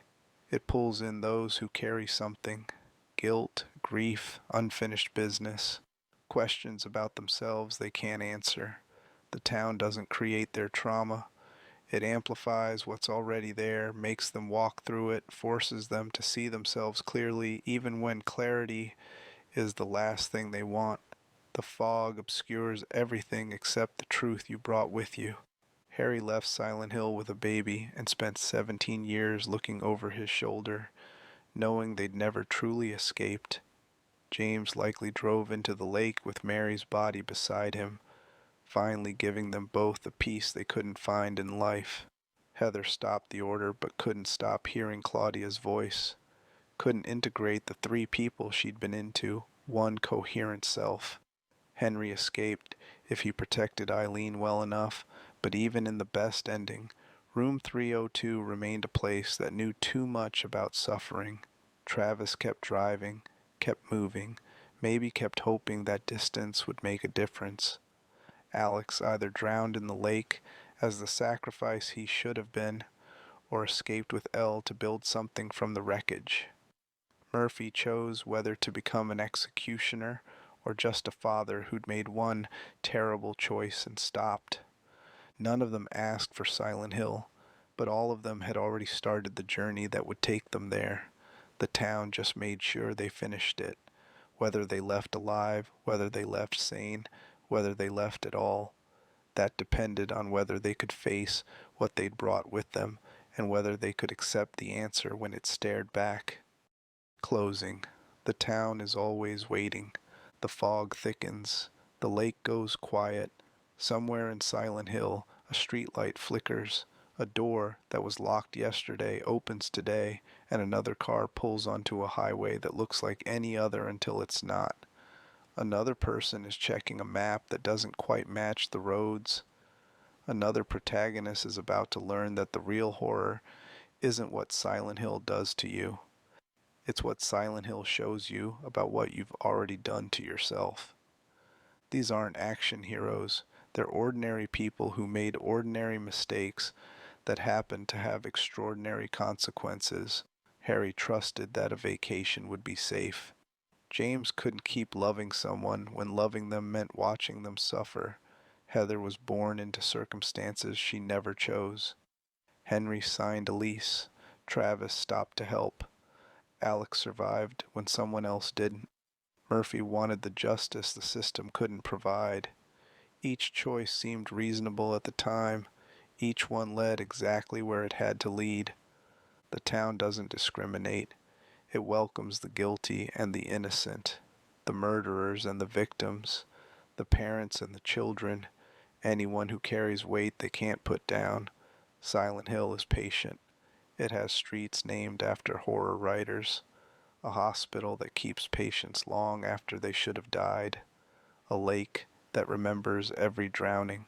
It has time.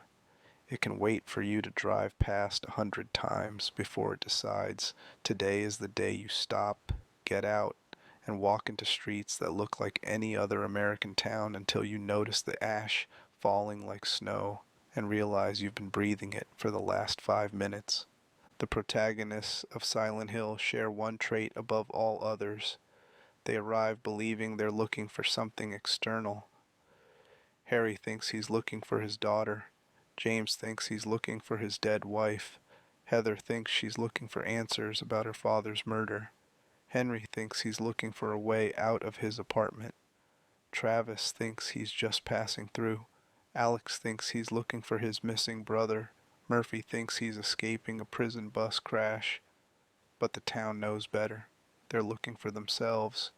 They're looking for the version of themselves they lost somewhere between the moment they made a choice and the moment they realized that choice had consequences they'd spend the rest of their lives trying to outrun. Silent Hill is a mirror, not the kind that shows your reflection accurately, but the kind that shows what you are underneath, what you pretend to be. It shows Harry that his love for his daughter couldn't protect her from being a weapon in someone else's ritual. It shows James that his love for Mary had curdled into something toxic long before he picked up that pillow. It shows Heather that being three different people in one body isn't something you heal from, it's something you learn to carry. It shows Henry that sometimes good people suffer for no reason except proximity to evil. It shows Travis that heroism and enabling horror can be the same action viewed from different angles. It shows Alex that surviving when someone else dies isn't freedom, it's a different kind of sentence. It shows Murphy that revenge doesn't heal grief, it just adds another layer of guilt to process. The town gives each protagonist a choice, though the choice isn't always obvious while you're making it. Will you accept what you've done and try to live with it, or will you let the guilt consume you? Will you protect the person beside you even when protecting them endangers you? Or will you prioritize survival over compassion? Will you become the monster the town suggests you already are? Or will you refuse that identity even when refusing means suffering? The choices aren't between good and evil. They're between types of damage, varieties of loss, shades of compromise with darkness that feels inevitable but isn't quite. Harry chose to raise the baby even when he wanted to kill it, chose love over fear, and paid for that choice with 17 years of paranoia and a death that came anyway. James chose to remember what he'd done, to watch the videotape, to accept that he was a murderer, and most evidence suggests he chose to die because living with that truth was unbearable. Heather chose revenge that turned into something more complicated, not redemption, but at least an end to the cycle. Henry chose to protect Eileen when abandoning her might have been safer, and whether that choice saved him or doomed him depends on how well he managed to keep her alive. Travis chose to place the baby where she'd be found, completing a cycle he didn't understand but couldn't escape. Alex's choices throughout his journey determined whether he drowned as the sacrifice he should have been or escaped to build something from wreckage and false memories. Murphy chose whether to kill again or to let mercy mean more than satisfying rage. Some escaped, some didn't. Some are still walking those streets, trapped in a loop where the fog never lifts and the monsters never stop coming, and every door they open leads back to the same question they've been trying not to answer since they first heard the radio crackle with static. The town keeps them until it's done with them. Sometimes that takes hours. Sometimes it takes lifetimes. Sometimes it takes forever. The fog rolls in tonight like it rolls in every night in Silent Hill. The lake is calm. The streets are empty except for the shapes that move at the edges of vision, the things that used to be people before the town decided they were something else. The radio in someone's abandoned car still plays static, warning of proximity to nothing you can see but everything you can feel. The hospital lights are on.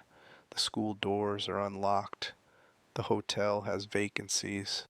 The prison beneath the museum is waiting for someone to complete the descent. And somewhere, right now, another car is pulling off the highway. Another person is reading a letter that doesn't make sense, looking at a map that shows roads that aren't there, hearing a name in their head that sounds like it's being called from very far away. Another protagonist is beginning the journey that every protagonist takes, the journey from denial to recognition, from this can't be happening to this is happening because of what I did.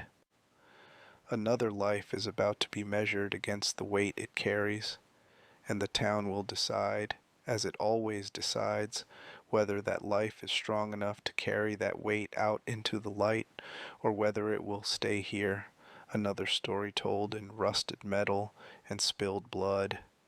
Another ghost among the many who thought they were different, thought they were stronger, thought they could face themselves and walk away intact, sleep well. The protagonists of Silent Hill rarely do. They wake in hospital beds that aren't hospitals. They wake in apartments that won't let them leave. They wake behind the wheel of cars that have crashed without crashing. In towns that exist and don't exist simultaneously. They wake to ash falling like snow, to sirens that mean the world is about to change, to radios that warn them something is close even when nothing is visible. They wake to the truth they've been running from, and the town gives them exactly as much time as it takes to decide whether they'll accept that truth or break under it. Harry woke in his car with his daughter missing and thought he was looking for her. He was looking for the moment he'd decided to keep her, even when keeping her meant danger. The moment love became obligation became tragedy.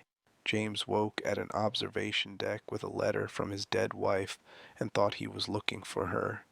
He was looking for the memory of what he'd done to her, the 3 years he'd edited out of his life, the pillow he'd used to stop her breathing.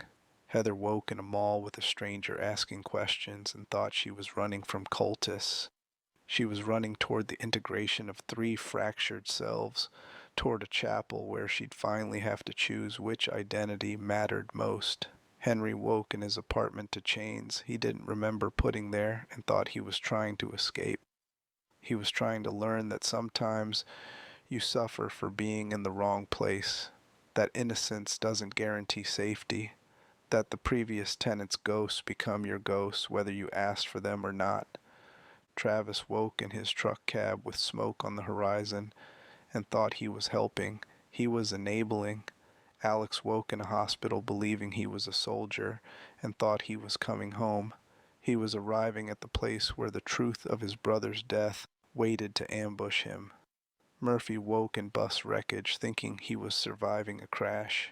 He was arriving at the place where he'd decide if killing Charlie's murderer made him a hero or just another killer who'd found a justification. The town doesn't care what you thought you were doing.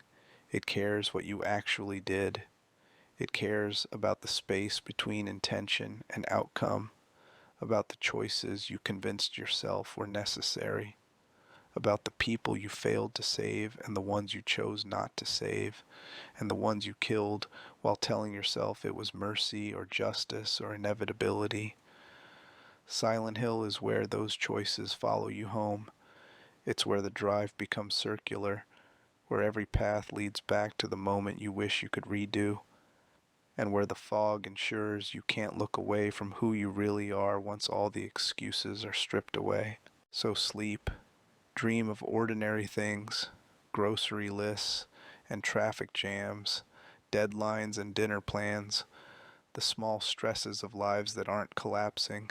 Dream of towns where the fog is just weather, where hospitals heal people, where schools teach children, where prisons actually contain the guilty instead of becoming gateways to something worse.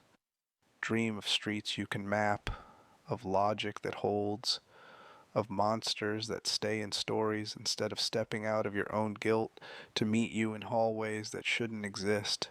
But know this, if you carry something heavy enough, if you've made a choice that haunts you, if there's a truth you've been running from or a lie you've been living inside, then somewhere there's a town waiting. Somewhere there's fog rolling off a lake and street signs with names you almost recognize and a radio that will start crackling just before you understand what it's trying to warn you about. Somewhere there's a room with your name on it, a nightmare tailored to your specific guilt, a series of hallways and doors and decisions that will force you to see yourself clearly, even when clarity is the last thing you want. The protagonists of Silent Hill are ordinary people who found out what happens when ordinary guilt meets a town that won't let you forget. Their cautionary tales, their mirrors, they're every person who ever looked back on a choice and wondered what if, every parent who failed to save their child, every spouse who stayed when they should have left or left when they should have stayed, every person who survived when someone else didn't and couldn't shake the feeling that the universe made a mistake. They walked into fog and came out changed, if they came out at all. They faced themselves in a town where facing yourself is the only way forward and sometimes the only way to die. They learned that the monsters aren't random, the puzzles aren't arbitrary, the suffering isn't meaningless. Everything in Silent Hill is personal. Everything is built from your shame, your fear, your regret. The executioner has your face. The hospital treats your specific sickness.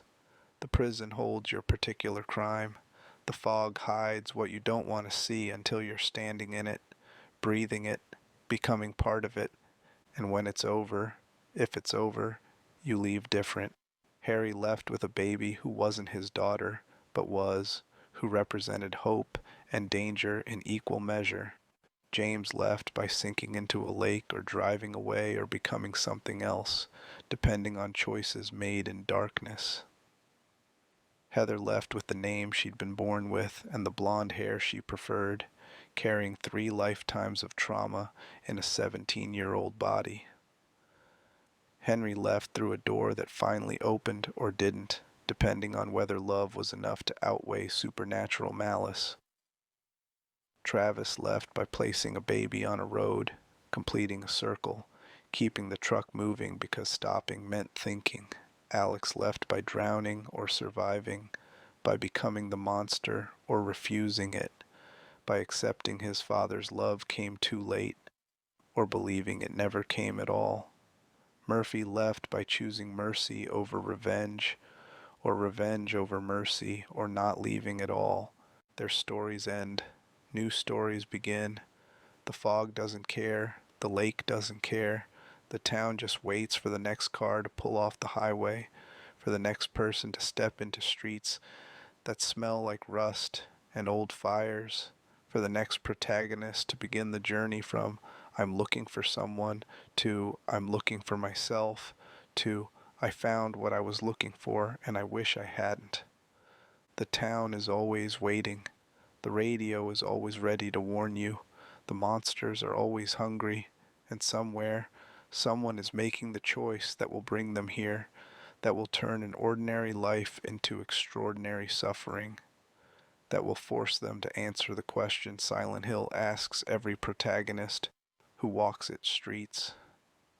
Can you face what you've done and still deserve to live? Some answer yes, some answer no. Some can't answer at all and wander the fog forever. Another ghost, another cautionary tale, another person who thought they were different until the town proved they weren't. Sweet dreams. The protagonists of Silent Hill rarely have them. They have ash in their lungs and static in their ears and the memory of streets that shouldn't exist but do, waiting patiently for the next person who needs to remember what they've been trying to forget. The lake is quiet now, the fog settles, and tomorrow, or next week, or next year, another car will slow at the edge of town, another person will read a sign that says "Welcome to Silent Hill," and another story will begin exactly where all the others began, with someone ordinary discovering they're about to become extraordinary in the worst possible way. Sleep. The town is always waiting, and if you're lucky, it's waiting for someone else.